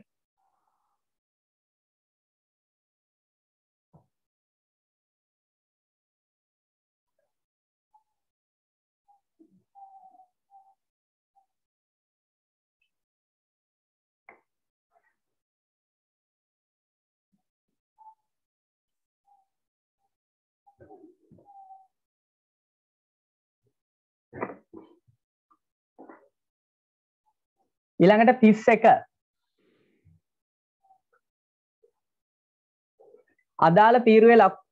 අදාළ තීරුවේ හරි ලකුණ යොදමින් පහත ප්‍රකාශ සත්‍ය බව දක්වන්න. A කළමනාකරන ගිණුම් කරන්නේ මූලික කර්මන්නේ ව්‍යාපාරපද ඇල්මක් දක්වන අභ්‍යන්තර පාෂාණ ආයතනය පිළිබඳ තීරණ ගැනීමට තොරතුරු සැපීමයි. එක හරි. B ආයතනයක මුදලින් මැනිය හැකි ගනුදෙනු පමණක් ගිණුම් පොත්වල සටහන් කෙරේ. ඔව් ඒක හරි. ආයතනයක තොරතුරු භාවිතා කරන පාර්ශ්වයන් බාහිර පාර්ශ්වයන් තීරණ ගැනීම සඳහා විශේෂ පරමාර්ථ මූලික ප්‍රකාශ සපයයි. විශේෂ පරමාර්ථ මූලික ප්‍රකාශ සපයන ළමයි කළමනාකරනට එහෙම නැතුව බාහිර පාර්ශ්වයන් නෙමෙයි. ඒතකොට ඒක අසත්‍යයි. ආර්ථික තීරණ ගැනීමේ සමාජීය අවශ්‍යතාවයන් ප්‍රතිචාර වශයෙන් හිමින් කරන විකාශනය වී ඇත. ඔව් ඒක හරි. 32 ව්‍යාපාරික සිදු වූ ගනුදෙනු හා සිද්ධි ගිණුම් වර්ෂ අවසානයේ එහි වත්කම් වාක්‍යයේ හිමිකම් ශේෂයන් වැඩි වීමට අඩු වීමට වෙනස් වීමට හේතු වන්නේ සඳහන් කරන්න. ආර්ථිකරු ප්‍රාග්ධනයේ යොදවද්දී ළමයි වත්කම් වැඩි වේ වගකීම් වල වෙනසක් නොවේ හිමිකම් වැඩි වේ මේක වෙනසක් නොවේ කියලා ලියන්න. අඩමාණය වෙන් කරද්දී වත්කම් අඩු වේ හිමිකම් අඩු වේ. ඇයි? අඩමාණය ගිණුම හර අඩමාණය වෙන් කිරීම ගිණුම බැර. අඩමාණය කියන්නේ වියදමක් හර වෙනවා කියන්නේ හිමිකමෙන් අඩු වෙනවා. අඩමාණය වෙන් කිරීම කියන්නේ වත්කම් අඩුවීමක් වෙන්නේ. එතකොට වත්කම් අඩු වෙනවා. වගකීම් වල වෙනසක් නොවේ. පොලිය සහිතව ණය වාරිකයක් ගෙවද්දී වත්කම් අඩුවේ හිමිකම් අඩුවේ පොලියක් තියෙන හින්දා හිමිකම් අඩු වෙන්නේ පොලිය තියෙන හින්දා වියදම හින්දා වගකීමත් අඩු වෙනවා. ඊළඟ වර්ෂ අවසානයේදී සාමාන්‍ය කොටස් හිමියන්ට ලාභාංශ ප්‍රකාශයට පත් කරද්දී වත්කම් අඩුවේ සල්ලි එළියට යන හින්දා. ඊට පස්සේ වත්කම් අඩු වෙනවා අය මොකද වෙන්නේ?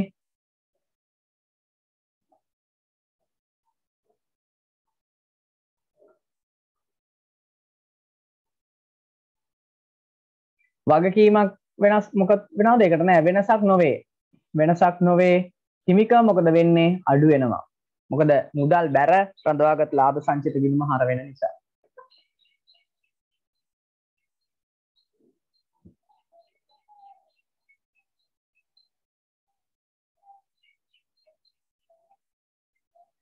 සෝරි ළමයි. ඔව් වෙනසක් නොවේනේ එන්න. යෝජිත ලාභාංශ ගැන මේ කියන්නේ මම මේක මගේ ඔළුවට වැටුන එකපාරට අතුරු ලාභාංශ වගේ. අතුරු ලාභාංශ ගෙවද්දී මුදල් යනවනේ. නමුත් යෝජිත ලාභාංශ කියන්නේ යෝජනාවක් විතරයි. එතකොට වත්කම් වල වෙනසක් නොවේ. මේ ප්‍රකාශයටපත් කිරීම කියන්නේ යෝජිත ලාභාංශ. වගකීම් වලත් වෙනසක් නොවේ. හිමිකම් වලත් වෙනසක් නොවේ. එතන වැරදුනා මට. 33 පහත එක් ගනුදෙනුව වාර්තා කිරීමට අවශ්‍ය මූලාශ්‍ර ලියවිල්ල හා අදාළ මූලික සටහන් පොත සඳහන් කරන්න. තොග ණයට විකිණීම මූලාශ්‍ර ලේඛනයේ විකුණුම් ඉන්වොයිසිය. මූලික පොත විකුණුම් ජර්නලය. ණයගැතීම් භාණ්ඩ ආපසු එවීම බැරපත ආපසු එවුම් ජර්නලය. ණයගැතියන්ගේ මුදල් ලැබීම ලදුපත මූලික පොත ලැබීම් ජර්නලය. බොල් ණය කපා හැරීම ජර්නල් වවුචරය. මූලික සටහන් පොත පොදු ජර්නලය.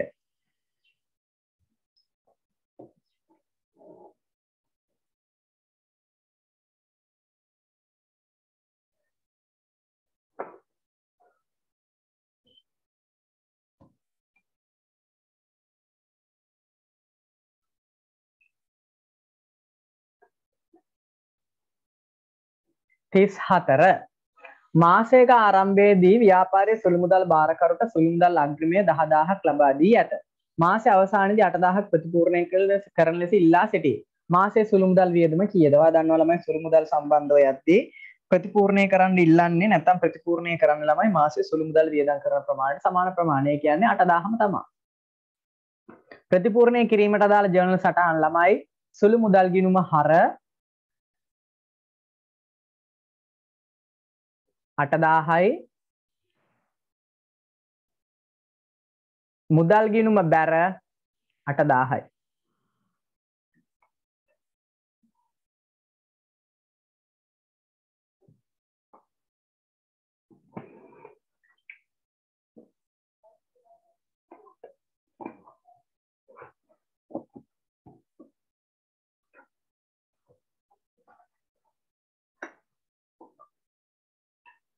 තිස් පහ 2013 3යි එක දින ව්‍යාපාරයේ ණයගැති පාලන ගිණුමේ ශේෂය 50000ක් විය. ණයගැති පාලන ගිණුමේ ශේෂය ආරම්භයේ 50000ක් වෙලා තියෙනවා. 2013 මාර්තු මාසයේ විකුණුම් ජර්නල් එකතුව 520000යි. විකුණුම් ජර්නල් එකතුව 520000යි. මොකද්ද මේ කියන්නේ? නායකති පාලන ගිණුමේ 2,50,000ක් විදිහට මේක සටහන් වෙලා සටහන් කර ඇත. කෙසේ නමුත් විකුණුම් ගිණුමේ නිවැරදිව සටහන් කර ඇත. මාස තුනදී නායකතියන් ලක්ෂ 2ක් ගෙවා ඇත. සල්ලි වලින් නායකතු ළමයි ලක්ෂ 2ක් ගෙවලා තියෙනවා. එතකොට මුදල් හර නායකති ගිණුම දර ලක්ෂ 2යිනේ. මාස අවසාන නායකති ශේෂය මත අඩමානය 10%ක් වෙන් කර ඇත. ඉහත වැරදි නිවැරදි කිරීමට අවශ්‍ය ජර්නල් සටහන් ලියා දක්වන්න. දැන් ළමයි මම මේ ගිණුමෙන් ගන්න නිවැරදි නායකති ශේෂය. හරියට ළමයි විකුණුම දාලා තිබුණා නම් නායකති ශේෂය වෙන්නේ 5,20,000යි 5,70,000යි 5,70,000යි. එතකොට නිවැරදි නායකති ශේෂය එනවා 3,70,000යි. මෙන්න මේ නිවැරදි නායකති ශේෂය මත තමයි ළමයි අඩමාන ණය වෙන් කරන්න ඕන. 110යි කියන්නේ 37,000ක් වෙන් කරන්න ඕන. නමුත් වැරදි නායකති පාලන ගිණුමේ ශේෂය කීයක් එනවද බලන්න. නායකති පාලන ගිණුම වැරදි විදිහට හැදුවොත් ආරම්භක ශේෂය අවුලක් නැහැ 50,000යි. මෙයාලා විකුණුම දාලා තියෙන්නේ 250ක් විදිහට 2,50,000ක් විදිහට. ගෙවපු මුදල හරියට දැම්ම කියන්නේ ලක්ෂ 2ක් ඒක බැරට වැටෙනවා. එතකොට බලන්න දැන් ලක්ෂ 3යි අවසන් ශේෂය ලක්ෂයයි. ඒ කියන්නේ ළමයි ලක්ෂයට 100ට 10ක් තමයි මෙයාලා වැරදි විදිහට අඩමානය වෙන් කරලා තියෙන්නේ. ඒ කියන්නේ 10,000ක් තමයි අඩමානය වෙන් කරලා තියෙන්නේ. ඒ කියන්නේ ඔයාලට පේනවා ඇති ළමයි 10,000ක් වෙන් කෙරුවා කියන්නේ වෙන් කළ යුත්තේ 37,000යි. ඒ කියන්නේ අඩුවෙන් අඩමානය වෙන් කරලා තියෙනවා 27,000ක්. එහෙනම් ළමයි ඊට අදාළ දිත්ත සටහන මොකක්ද? අඩුවෙන් අඩමානය වෙන් කිරීමට අදාළ දිත්ත සටහන අඩමාන ණය ගිණුම හර ඉහත වැරදි සියල්ලම නිවැරදි කිරීමට අදාළ දිත්ත සටහන ළමයි. එතකොට ඉස්සල්ලාම විකුණුම් වැරදුණු එක නිවැරදි කරන්න ඕනේ. එතකොට දිත්ත සටහන වෙන්නේ ණය ගැති පාලන ගිණුම හර 5,20,000 2,50,000ක් විදිහට දැම්ම කියලා ළමයි 2,70,000ක් වරද්දලා 2,70,000යි අවිනිශ්චිත ගිණුම බැර 2,70,000යි. සංලක්ෂ අවශ්‍ය නොවේ කියලා කියනවා. ඔන්න පළවෙනි වැරද්ද නිවැරදි කිරීමට දා ජර්නල් සටහන. දිත්ත සටහන. 2. අඩමාන ණය අඩුවෙන් සටහන් කරන එකනේ. එතකොට ළමයි දිත්ත සටහන අඩමාන ණය ගිණුම හර 27,000යි අඩමාන ණය වෙන් කිරීම ගිණුම බැර 27,000යි. ඔහොම ලියවෙන්න ඕන.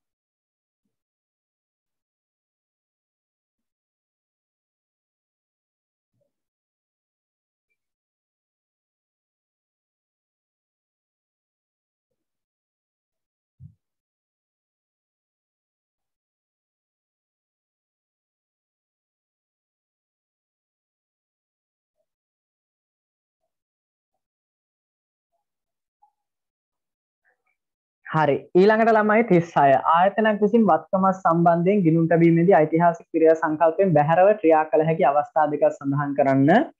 ඓතිහාසික පිරිවෙන් ළමයි බැහැර වෙනවා එකක් ස්ථාරවත්කම් ප්‍රත්‍යාගරණයේදී. එන එක අවස්ථාවක් වත්කම් ප්‍රත්‍යාගරණයේදී.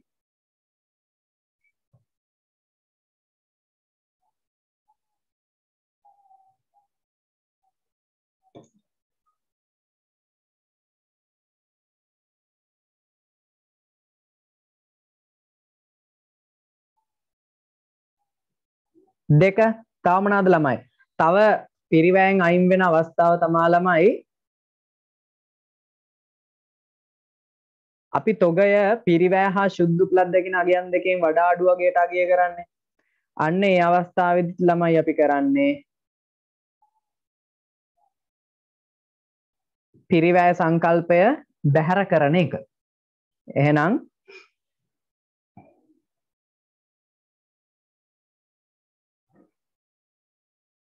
අපිට කියන්න පුළුවන් තොගය ශුද්ධ උපලබ්ධ අගයට ලියා හරින විට. තොගය ශුද්ධ උපලබ්ධි අගයට ලියා හරින විට.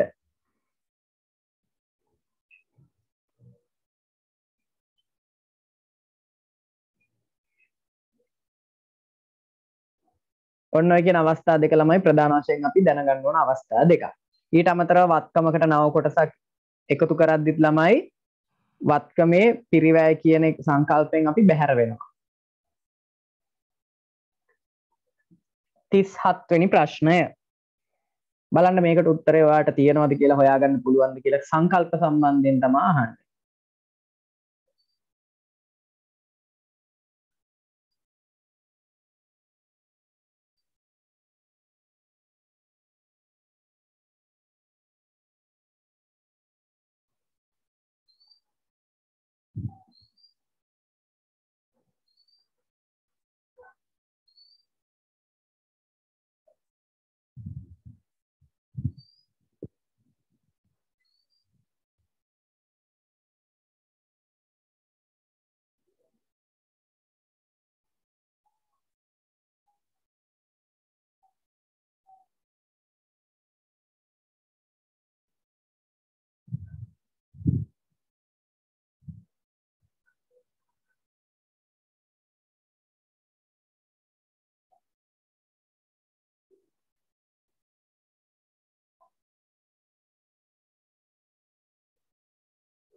හරි.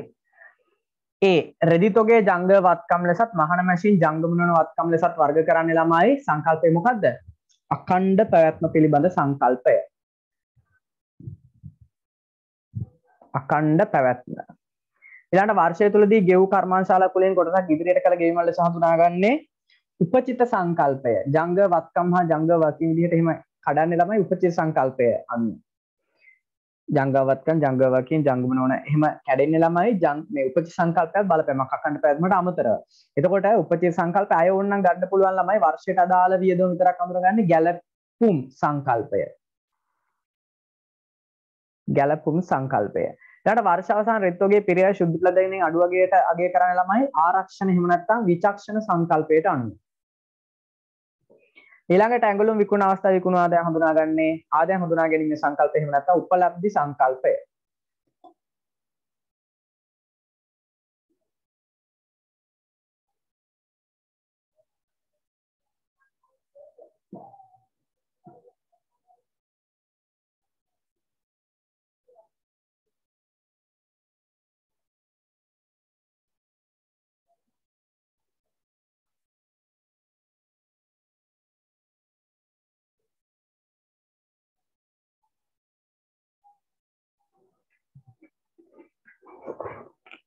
තිස් අට මූල්‍ය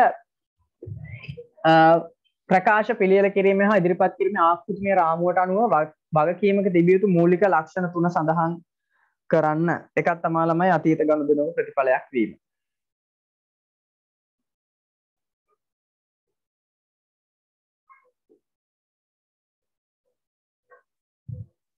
ඊළඟට වර්තමාන බැඳීමක් පැවතීම.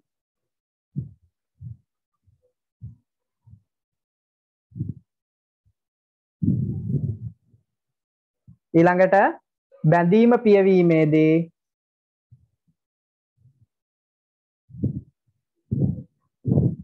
ආර්ථික සම්පත් පිටතට ගලා යෑම.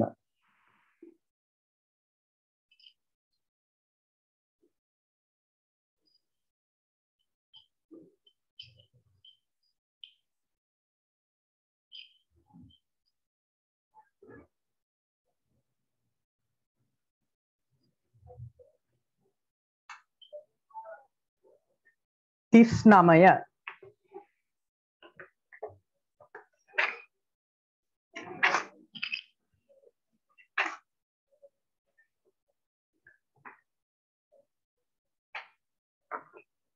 2013 3:30 වෙනිදාට එක්සත් ක්‍රීඩා සමාජයේ සමාජිකයෝ 50ක් වූ සමාජිකයේ වාර්ෂික සමාජික මුදල 1000කි. වර්ෂය තුලදී සමාජික 45000 කොහොමද විස්තර දීලා තියෙනවා. ඉල්ලන්නේ මොකද්ද? එකටම ඉල්ලන්නේ සමාජික මුදල් ආදායම. සමාජිකයෝ 50ක් හිටියා කියනවනේ. එහෙනම් 50 ගුණ කරනවා වාර්ෂික සමාජික මුදල කීයද? 1000යි. එතකොට එනවා 50000යි. වාර්ෂික සමාජික මුදල් ආදායම 39ට උත්තරේ 50000යි. ඊට පස්සේ එනවා හිඟහිටි සමාජික මුදල වර්ෂ අවසාන දවසට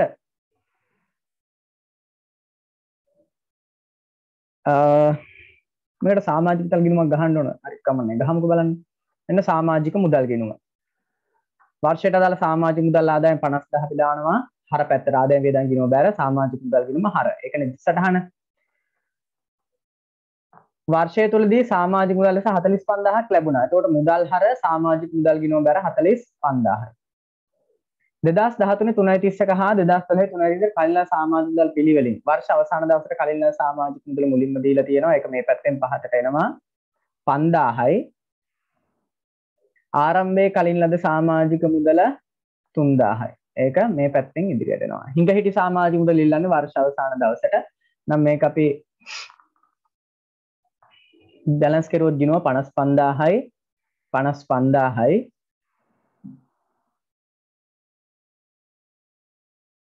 7000ක් එනවා. මෙන්න උත්තරය. හිඟහිටි සමාජික මුදල 7000යි. සමාජික මුදල් ගිණුමක් ගැහුවා නම් අපිට ඒක හොයාගන්න පුළුවන්.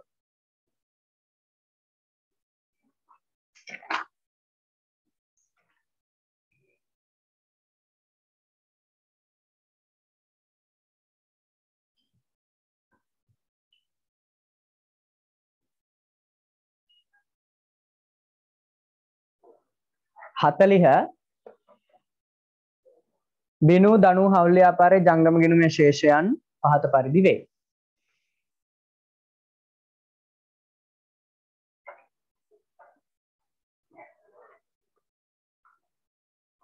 ඉල්ලන්නේ මොනවාද? හවුල් ව්‍යාපාර ඉපයූ ලාභය හොයන්න කියලා කියනවා. හරි. පොඩි විසර්ජනයක ආකෘතියක් ගමුකෝ.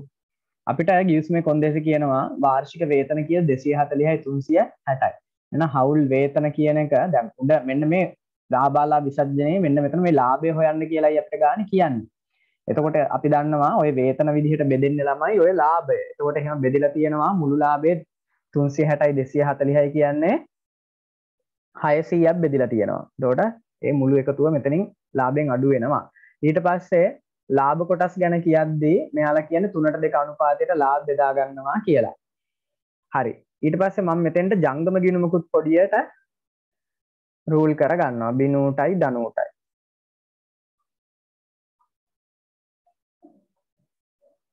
බිනු ධනු මේ ජංගම ගිණුම.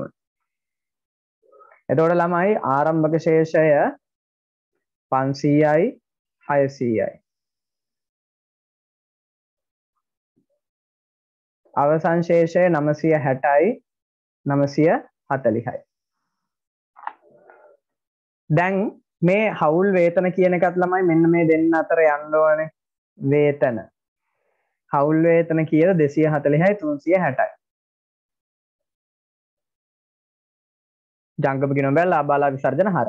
ඊට පස්සේ ලාභ කොටස් ටික මේ ජංගම ගිණුම හරහා අපිට ගන්න පුළුවන්. ඊට පස්සේ කියනවා වර්ෂයේ ලක්ෂ 2කුයි ලක්ෂ 3කුයි වේතන ගෙවා ඇත කියලා. එතකොට මුදල් බැර ජංගම ගිණුම හර වේතන නිසා ගත්ත නිසා 200කුයි 300කුයි. දැන් ජංගම ගිණුම තුලනය කරලා ළමයි ලාභ කොටස් ටික හොයාගන්න. 9 2 11යි 1160යි 1160යි. එතකොට එනවා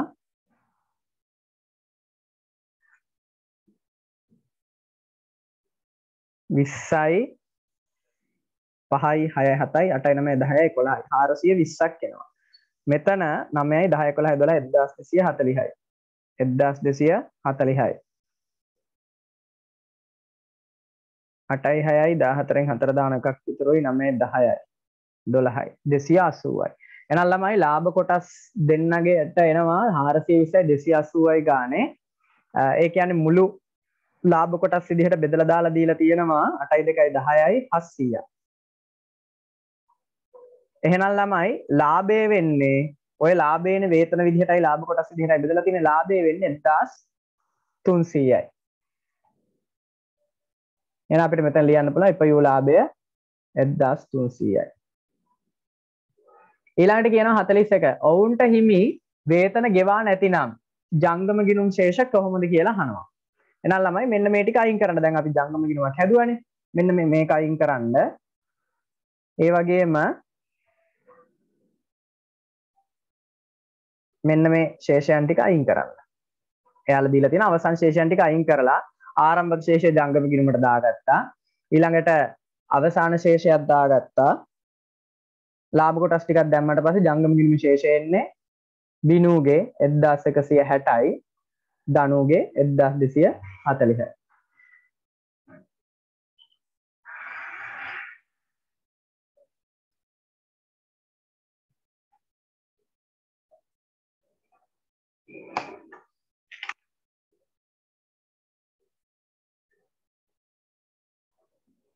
හතලිස් දෙක ශ්‍රී ලංකා ගිණුම් කරන ප්‍රමිතාංක 8 ප්‍රතිපත්තියක් ගිණුම් කරන ඇස්තමේන්තු හා වෙනස් වේ. වැරදි කියන ප්‍රමිතියට අනුව ආයතනයකට එහි ගිණුම් කරන ප්‍රතිපත්ති වෙනස් කළ හැකි අවස්ථා දෙකක් සඳහන් කරන්න. ළමයි මේක ගොඩක් ප්‍රශ්නවලදී ඔයාලට හම්බෙලා තියෙනවා. ආයතනයක ගිණුම් කරන ප්‍රතිපත්තියක් වෙනස් කරන්න පුළුවන් ළමයි එකක් ප්‍රමිතියක් මගින් අනිවාර්ය කර ඇති විටකදී එක අවස්ථාවක් ප්‍රමිතියක් මගින් යම්කිසි ප්‍රමිතියක් මගින් අනිවාර්ය කර ඇති අවස්ථාවකදී එහෙම නැත්නම් ඉල්ලීම් කර ඇති අවස්ථාවකදී වෙනස් කරන්න වෙනවා. අනිත් අවස්ථාව තමයි අදාළ වෙනස් කිරීම නිසා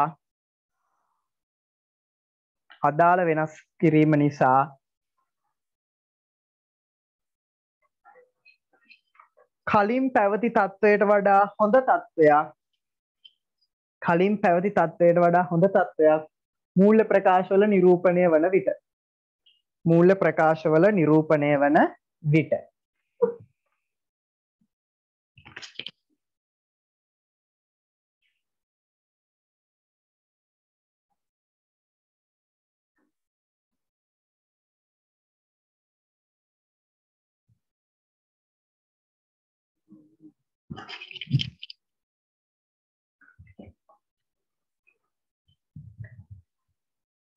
හතලිස් තුන ආයතනයක් විසින් මූල්‍ය කල්බදු ක්‍රමය යටතේ පහත කොන්දේසි මත යන්ත්‍රයක් මිලදී ගන්නා ලදී.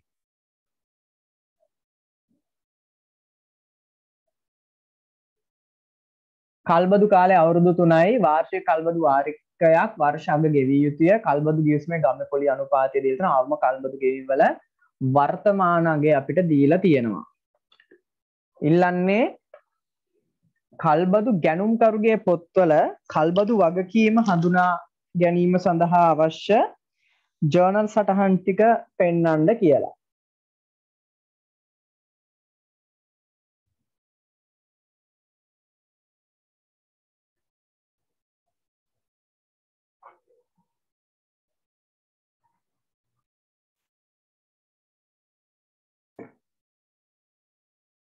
අපි දැන් මෙතනදී කල්බදු පොත්වල වගකීම හඳුනා ගැනීමට අදාළ ජර්නල් සටහන කොහොමද අපි ජර්නල් සටහන දන්නවා අපිට මෙතන වටිනාකමේ තමයි ප්‍රශ්නයක් එනවා නම් එන්නේ. ජර්නල් සටහන තමයි ළමයි අදාළ භාවිත අයිති ඇති වත්කම් ගිණුම හර භාවිත අපි දැන් අපේ ප්‍රමිතිය නව ප්‍රමිතිය SLFRS 15ට අනුව මේක දැම්මොත් භාවිත අයිතිය ඇති වත්කම් ගිණුම හර යන්ත්‍ර කියලා කියන්නේ නැහැ. එතකොට වත්කම් හර කල්බදු ණය හිමි ගිණුම බැර.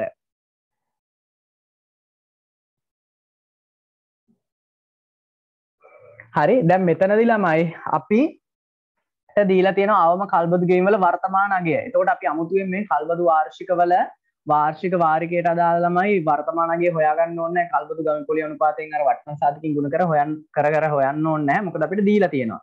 එතකොට 6,21,725යි බැර වෙනවා 6,21,725යි. ඊට පස්සේ කල්බදු ගැනුම්කරුගේ පොත්වල පහත දෑ ගණනය කරන්න මොනවාද පළමු වර්ෂය සඳහා පොලිය. ළමයි පොලිය ගණනය කරන්න එතකොට ණය මතනේ. එතකොට කල්බදු ණය හිමියන්ගේ ණය වෙන්නේ මෙන්න මේක. ඒ කියන්නේ මේක කල්බදු ණය හිමි ගිණුමේ පෙන්නන්නේ ආරම්භක ශේෂයේ විදිහටනේ. කල්බදු ණය හිමි. එතකොට 6,21,725යි. ඔන්න ඔහමයි තියෙන්නේ. එතකොට මේකට තමයි ළමයි 100ට 10ක් පොලිය බලන්නේ. එතකොට පොලිය එනවා ළමයි 100ට 10යි කියන්නේ කීයද 62000 අපි ආසන්න දශම ස්ථානට වැටුවොත් 62173යි. 6,20,725ට 100ට 10 කියන්නේ ඒ ගාන. ඊළඟ පළමු වර්ෂ අවසානයේ වෙද්දි කල්බදු වගකීම් ඉල්ලනවා. දැන් අපිට කියන ළමයි පළමු වාරිකය වර්ෂයකදී ගෙවනවා කියලා. එතකොට දිත්ත සටහන මොකද? මුදල් බැර කල්බදු ණය හිමි ගිණුම හර 2,50,000යි. ඊට පස්සේ මොකද කරන්නේ? මේ වාරිකය ඇතුළේ තියෙන පොලිය අයින් කරන්න. පොලිය කල්බදු ණය හිමි ගිණුමට බැර වෙනවා. ඒ කියන්නේ 72,173 කල්බදු ණය හිමි ගිණුමට බැර වෙනවා. කල්බදු පොලිය ගිණුම හර වෙනවා. ඊට පස්සේ මෙන්න මේ කල්බදු ණය හිමි ගිණුම ළමයි තුලනය කරන්න.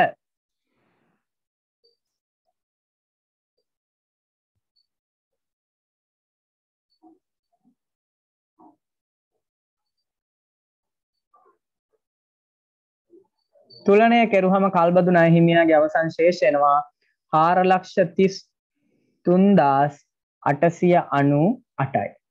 එහෙනම් 4,33,898 අපි ගෙනල්ලා දානවා. ඕක තමයි ওই විදිහට තමයි හොයන්නේ ළමයි. අපේ දැන් අපේ තියෙන ප්‍රමිතියට අනුව ওই වර්තමාන අගය කල්බදු ගේම් වල වර්තමාන අගය අපි හොයා ගන්න ඕන වට්ටම් සාධකයෙන් ಗುಣ කරලා. දැන් මේ ගාන එහෙම නැහැ. වර්තමාන අගය අපිට කෙලින්ම දීලා තියෙනවා.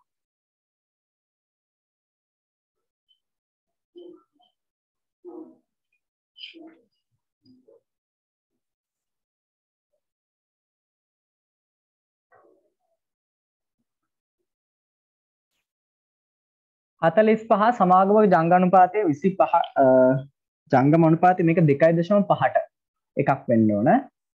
2.5ට එකක් වූ අතර එහි ජංග වාක්‍යම 1,20,000ක මේ දිනට සමාගම සතු 1,80,000 වටිනා තොගයක් තිබුණේ.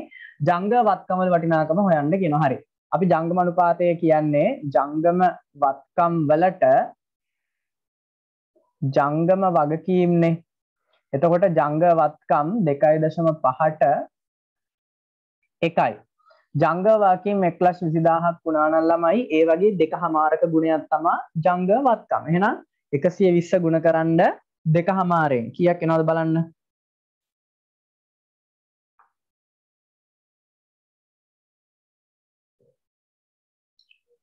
120 ගුණ කිරීම 2.5 කියන්නේ 300යි. එහෙනම් ජංගම වත්කම් වල වටිනාකම 3යි.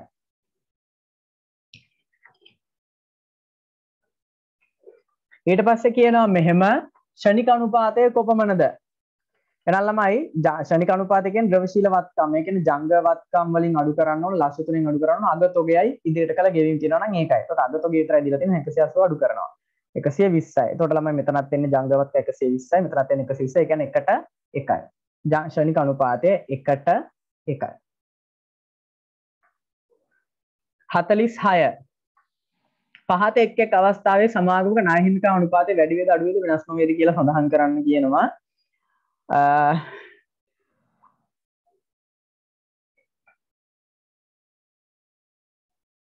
බලන්න ළමයි පළවෙනි එකේදී වත්කම් ඉහළ අගයකට ප්‍රත්‍යාගරණය කරද්දී මොකද වෙන්නේ?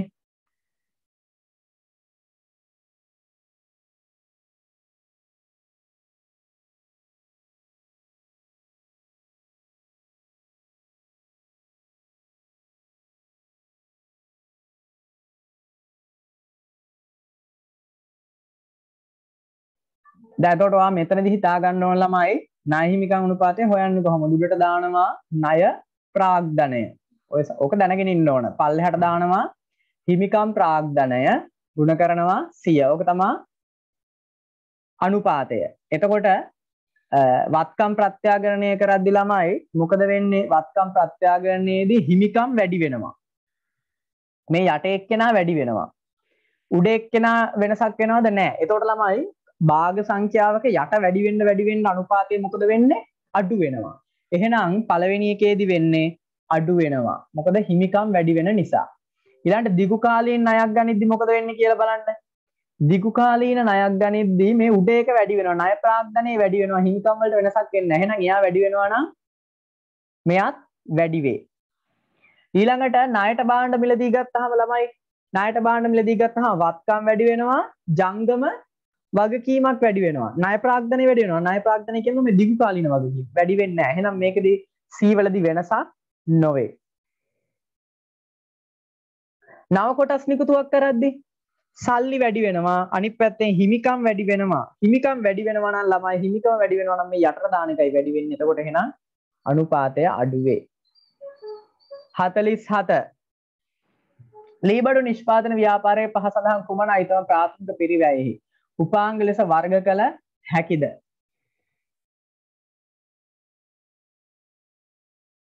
වඩු කාර්මික වේතන. ඔව්ද නැද්ද කියලායි කියන්න තියෙන ළමයි. ඍජු පිරිවැය ප්‍රාථමික පිරිවැය උපාංගයක්. ඔව්. කර්මාන්තශාලා විදුලිය ප්‍රාථමික පිරිවැය එකක් නෙමෙයි. නැත. භාවිතා කළ ලීවල පිරිවැය. ඔව්. යන්ත්‍රශය නැත.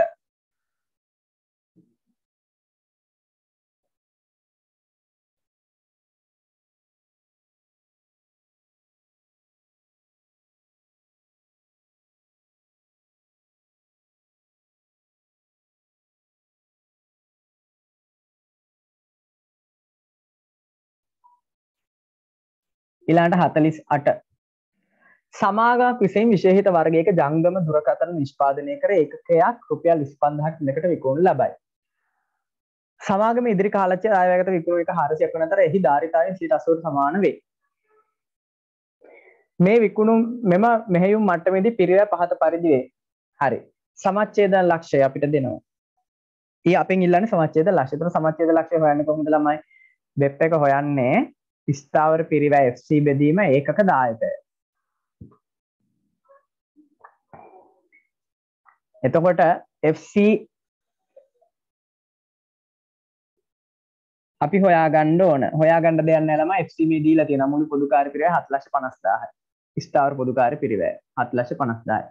බෙදුවා ඒකක දායකය. ඒක දායකය හොයන්නේ ඒකක විකුණුම් මිල 25,000න් අඩු කරනවා ඒකකයක විචල්්‍ය පිරිවැය. විචල්්‍ය පිරිවැය කියන එක නම් අපිට හොයාගන්න වෙයි. ඔව් අපිට විචල්්‍ය පිරිවැය හොයාගන්න වෙනවා ළමයි. එහෙනම් මම පැත්තකින් ඒකකයක විචල්්‍ය පිරිවැය හොයනවා. ඒකක විචල්්‍ය පිරිවැය. එතකොට මේ ඍජු අමුද්‍රව්‍ය කියන්නේ ඒකක විචල්්‍ය පිරිවැයක් නේ. එහෙනම් අමුද්‍රව්‍ය හොයාගන්න ඕනේ ඒකකයකට අදාළව. මිලියන 4 දීලා තියෙන මුළු නිෂ්පාදනයට අදාළවම. එහෙනම් ඒක බෙදුවා ඒකක අපි 400ක් නිෂ්පාදනය කරන්නේ 400ෙන්. එතකොට එනවා ළමයි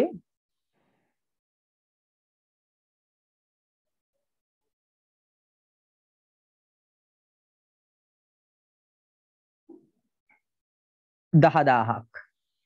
ඊළඟට ඍජු ශ්‍රමය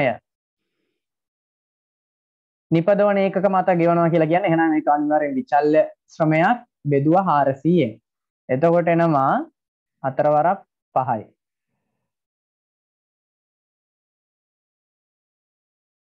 පන්දාහයි.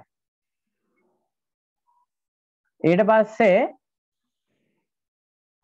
අය විචල්්‍ය පිරිවැයක් තියෙනවා ළමයි පොදු කාර්යවල මිලියනේ.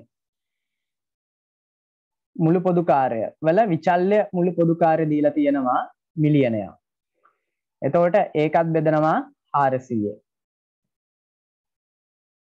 එතකොට එතන එනවා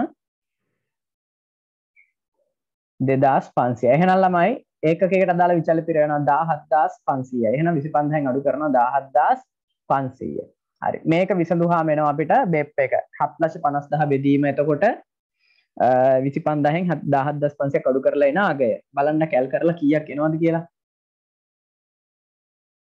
ඒකක එනවා 100ක්. එහෙනම් ඒකක 100යි. ඊළඟට ඉල්ලනවා ආරක්ෂිත ආන්තිකය.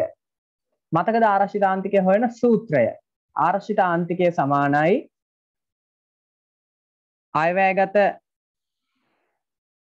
අපින් ඉල්ලන්නේ ආරක්ෂිත ආන්තිකය රුපියල් වලින්. එතකොට අයවැයගත විකුණුම් වටිනාකමෙන් අඩු කරනවා සමච්ඡේද ලක්ෂ්‍ය විකුණුම් වටිනාකම. එහෙම නැත්නම් මේක අය හොයන්න පුළුවන් ළමයි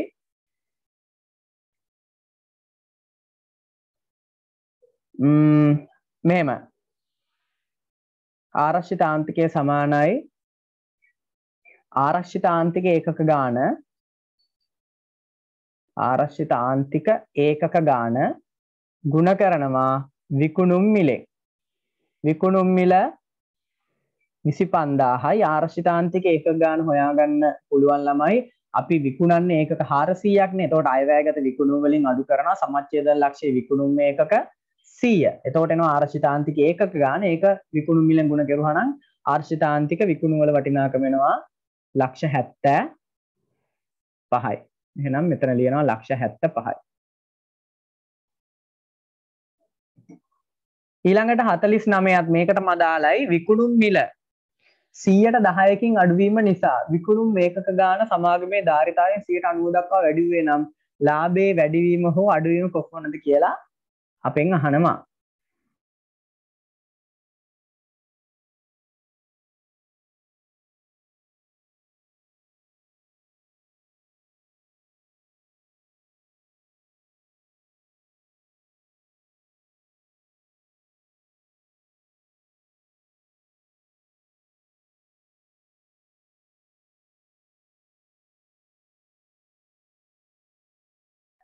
එතකොට ළමයි දැන් අපෙන් ඉල්ලන්නේ කලින් තිබුණු ලාභයට වඩා මේ විකුණුම් මිල 10%ක් අඩු කිරීම හින්දා ඒ වගේම ධාරිතාවයේ 90ක් දක්වා වැඩි වුණ හින්දා ලාභයේ බලපෑමෙන් එතකොට අපි මේ වෙන අවස්ථා දෙක පිළිබඳව දැනගෙන ඉන්න ඕන. එහෙනම් අපි මුලින්ම බලමුකෝ විකුණුම් මිල 10%කින් අඩු වුණාම විකුණුම් මිල කීයක් වෙනවද කියලා. මුලින්ම අපි හොයාගමු විකුණුම් මිල 10%කින් අඩුවීම නිසා නව විකුණුම් මිල. එතකොට ළමයි දැන් විකුණන්නේ 25000කටනේ. 25000න් 100ට 10ක් අඩු වෙනවා කියන්නේ 2500ක් අඩු වෙන්න ඕන. එතකොට නව විකුණුම් මිල වෙන්නේ කීයක්ද? 22500යි. මෙන්න නව විකුණුම් මිල. ඊළඟට ධාරිතාවයේත් වෙනසක් වෙනවනේ. මොකද්ද වෙන්නේ? ධාරිතාවයේ 190ක් දක්වා වැඩි වෙනවා. එහෙනම් නව ධාරිතාවය හොයාගමු. නව ධාරිතාවය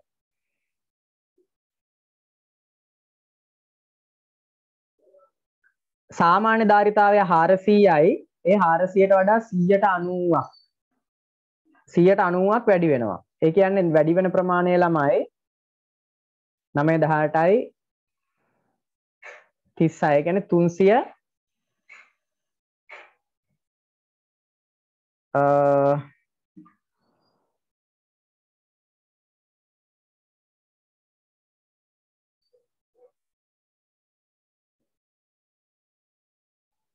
ධාරිතාවය අපිට කියන්නේ 100ට 90ක් දක්වා වැඩි වුණා කියලා.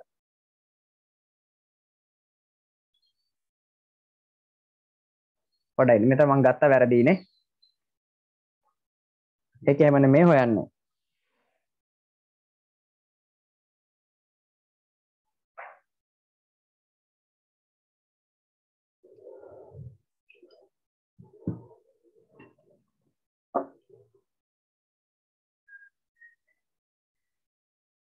ඉදිරි වර්ෂයේ අයවැයට විකුණුම් මේකක 400ක් වන අතර එහි ධාරිතාවයෙන් 180කට සමාන වේ. ඊට පස්සේ හරි ළමයි දැන් මෙතන අපි 400ට ගලපු එක වැරදි. ඇයි? අපි ඒකක 400ක් කියන්නේ මේ මුළු ධාරිතාවය නෙමෙයි.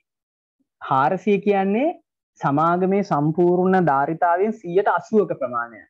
එතකොට අපි ඇත්තටම හොයාගන්න ඕනේ 100ට 100ක ධාරිතාවය කියන්නේ කීයද කියලා. මේ ඒකක 400 කියන්නේ 180ක ධාරිතාවය.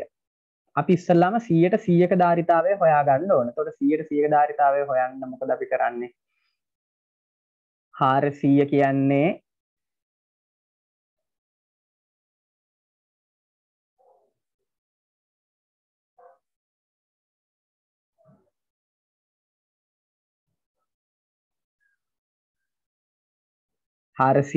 කියන්නේ 100ට 80ක ධාරිතාවය. එහෙනම් 80ෙන් බෙදුවා. ගුණ කෙරුවා 100ෙන්. එතකොට එනවා ළමයි මුළු ධාරිතාවය. සමාගමේ මුළු ධාරිතාවය බලන්න 400 බෙදීම 80 ගුණ කිරීම 100 කියන්නේ ළමයි 500යි මුළු ධාරිතාවය. මෙන්න මේ 500න් දැන් ධාරිතාවයෙන් 190ක් දක්වා වැඩි වුණා කියන්නේ ළමයි. මෙන්න මේ 500 මත තමා 190ක් බලන්නේ අපි. එතකොට එනවා 9 5 45යි. ඒ කියන්නේ ධාරිතාවය 450ක් වෙනවා ළමයි. දැන් කලින් ධාරිතාවය 400යි සාමාන්‍ය ධාරිතාවයට වඩා 190ක් වැඩි වුණා කියලා කියනවා. එතකොට ඔන්න එහෙනම් අපි ධාරිතාවයත් හොයාගත්ත 450ක් දක්වා තමයි ඒකක වැඩි වෙන්නේ. විකුණුම් මිලක් දැන් අපි හොයාගත්තා. දැන් අපෙන් ඉල්ලන්නේ මේ ධාරිතාවය විකුණුම් මිලයි වැඩි වීම නිසා ලාභයට හෝ අලාභයට වෙන බලපෑමනේ අඩු වෙනවද වැඩි වෙනවද කියලානේ. එහෙනම් අපි ඉස්සල්ලාම හොයමු ළමයි වර්තමාන ධාරිතාවය. නෑ. මේ ධාරිතාවය වැඩි වීම නිසා වෙන ලාභය හොයාගන්න. එතකොට ලාභය හොයද්දී විකුණුම් මිල. විකුණුම් මිල අපි දැන් ගත්ත කීයක්ද? 22යි 500යි. මේක ගුණ කරනවා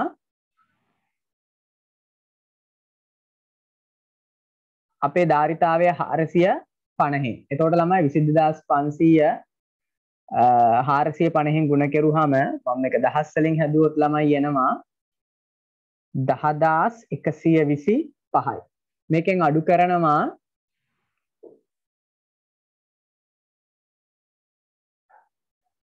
වියදම් ටික.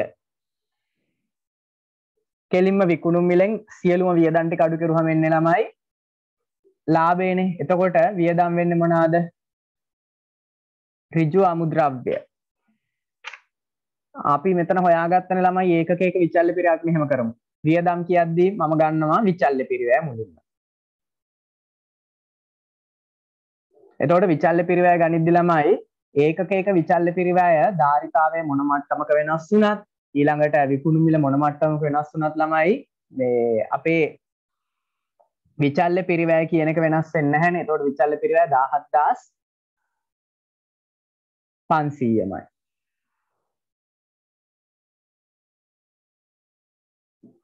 එහෙනම් විචල්්‍ය පරිවර්තය 17500යි. එතකොට මුළු විචල්්‍ය පරිවර්තය හොයන්න මොකද කරන්නේ? ධාරිතාවයෙන් ගුණ කරනවා. ඒකකයක් හදන්න 17500ක් යනවා නම් මුළු ගාන ගන්න 17500 ගුණ කරනවා 400. 17500 ගුණ කිරීම 400 නෙමෙයි 450න් ධාරිතාවයෙන්. එතකොට එනවා 7875. මේ විචල්්‍ය පරිවර්තය. ඊට පස්සේ අඩු වෙන්න ඕන ළමයි ස්ථාවර පරිවර්තය ටික. ස්ථාවර පරිවර්තය කියන එක අපිට ගානේ දෙනවා මුළු ස්ථාවර පරිවර්තය 7,50,000යි.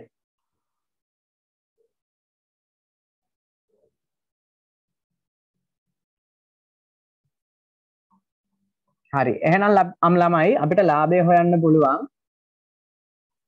ඔය විකුණුම් ආදායම 10යි 125න් අඩු කරනවා 7875යි 750යි. එතකොට ළමයි එනවා ලාභය 1500යි. ඒ කියන්නේ මෙහෙම වැඩි වුණොත් අපිට ලාභ වෙනවා ළමයි 1500. මේ වැඩිවීම නිසා උපයන ලාභය. ඊළඟට කලින් ලාභය කීයක් එනවද කියලා බලමු. කලින් විකුණුම් මිල 25000යිනේ. එතකොට ධාරිතාවය කීයද? 400යි. එතකොට විකුණුම් වටිනාකම 10000යි. මේකෙන් අඩු කරනවා අපි වියදම් ටික. ඒ වියදම් වලත් අපි අර දිහට ගමු. විචල්්‍ය පරිවර්තය 17500යි 400 ගානේ අපි බලනවා. එතකොට 17500 400න් ගුණ කළාම මිලියන 7යි. ඒ කියන්නේ දහස් වලින් කිව්වොත් 7000යි. මම මේ දහස් වලින් ලියලා තියෙන්නේ. ඊට පස්සේ ස්ථාවර පරිවර්තය. ස්ථාවර පරිවර්තය වෙනසක් නැහැනේ කොහොමත් 750යි. 750 අඩු වෙන්න ඕනේ. එතකොට මෙන්න මේ ටික අඩු වුනහම ලාභය කීයද බලන්න. 10000න් අඩු කරන්න ඕන 7750ක්. එතකොට ළමයි එතන ලාභ වෙනවා 2250යි. එහෙනම් ළමයි විකුණුම් මිල එහෙම්මම තියලා ධාරිතාවයත් එහෙම්මම තියලා වැඩේ කරගෙන ගියොත් 2250ක ලාභයක් ලබනවා. විකුණුම් මිල අඩු කරලා ලාභය ධාරිතාවය ළමයි වැඩි කෙරුවොත් ලාභය අඩුයි අර ප්‍රමාණයට වඩා. දැන් අපෙන් ඉල්ලන්නේ ලාභය හෝ අලාභය අඩුවීම හෝ වැඩිවීමනේ. අඩුවීමක් තියෙන ළමයි කීයකද? 2250යි කලින් ලාභය. මෙහෙම වෙනස් කරුවම 1500ක් ලාභය වෙන්නේ. එතකොට අඩුවීම ළමයි 750යි.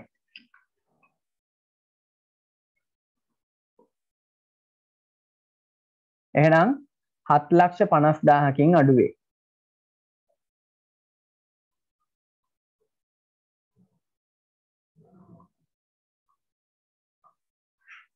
ඒක හෙව්වේ ළමයි මෙන්න මේ විදිහට පොඩි සැසඳීමක් කරලා.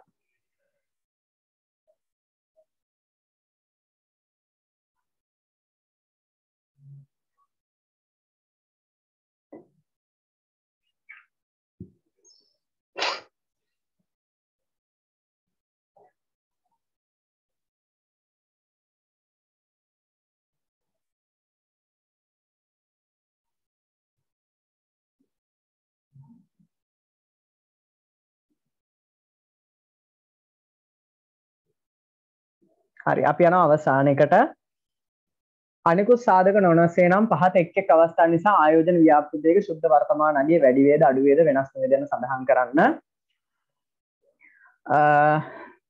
ඒ ආරම්භක ආයෝජනයේ වැඩිවීමක් වුණොත් ළමයි ශුද්ධ වර්තමාන අගය මොකද වෙන්නේ? ඔයා දන්නවා ආයෝජනය කියන්නේ ඍණ මුදල් ප්‍රවාහය වැඩි වෙනවා කියන්නේ ශුද්ධ වර්තමාන අගය අඩු වෙනවා. වාර්ෂික ෂෙයා වීම වල වැඩිවීමක් වුණොත් ළමයි බලපෑමක් නෑ. ඒ කියන්නේ වෙනස් නොවේ. අපේක්ෂිත වාර්ෂික මුදල් ගලා යාම වල අඩුවීමක් වුණොත් වැඩි වේ. වට්ටම් අනුපාතය අඩුවීමක් වුණොත් ප්‍රතිවිරුද්ධ සම්බන්ධයක් තියෙන ළමයි වට්ටම් අනුපාතයත් එක්ක වැඩි වේ.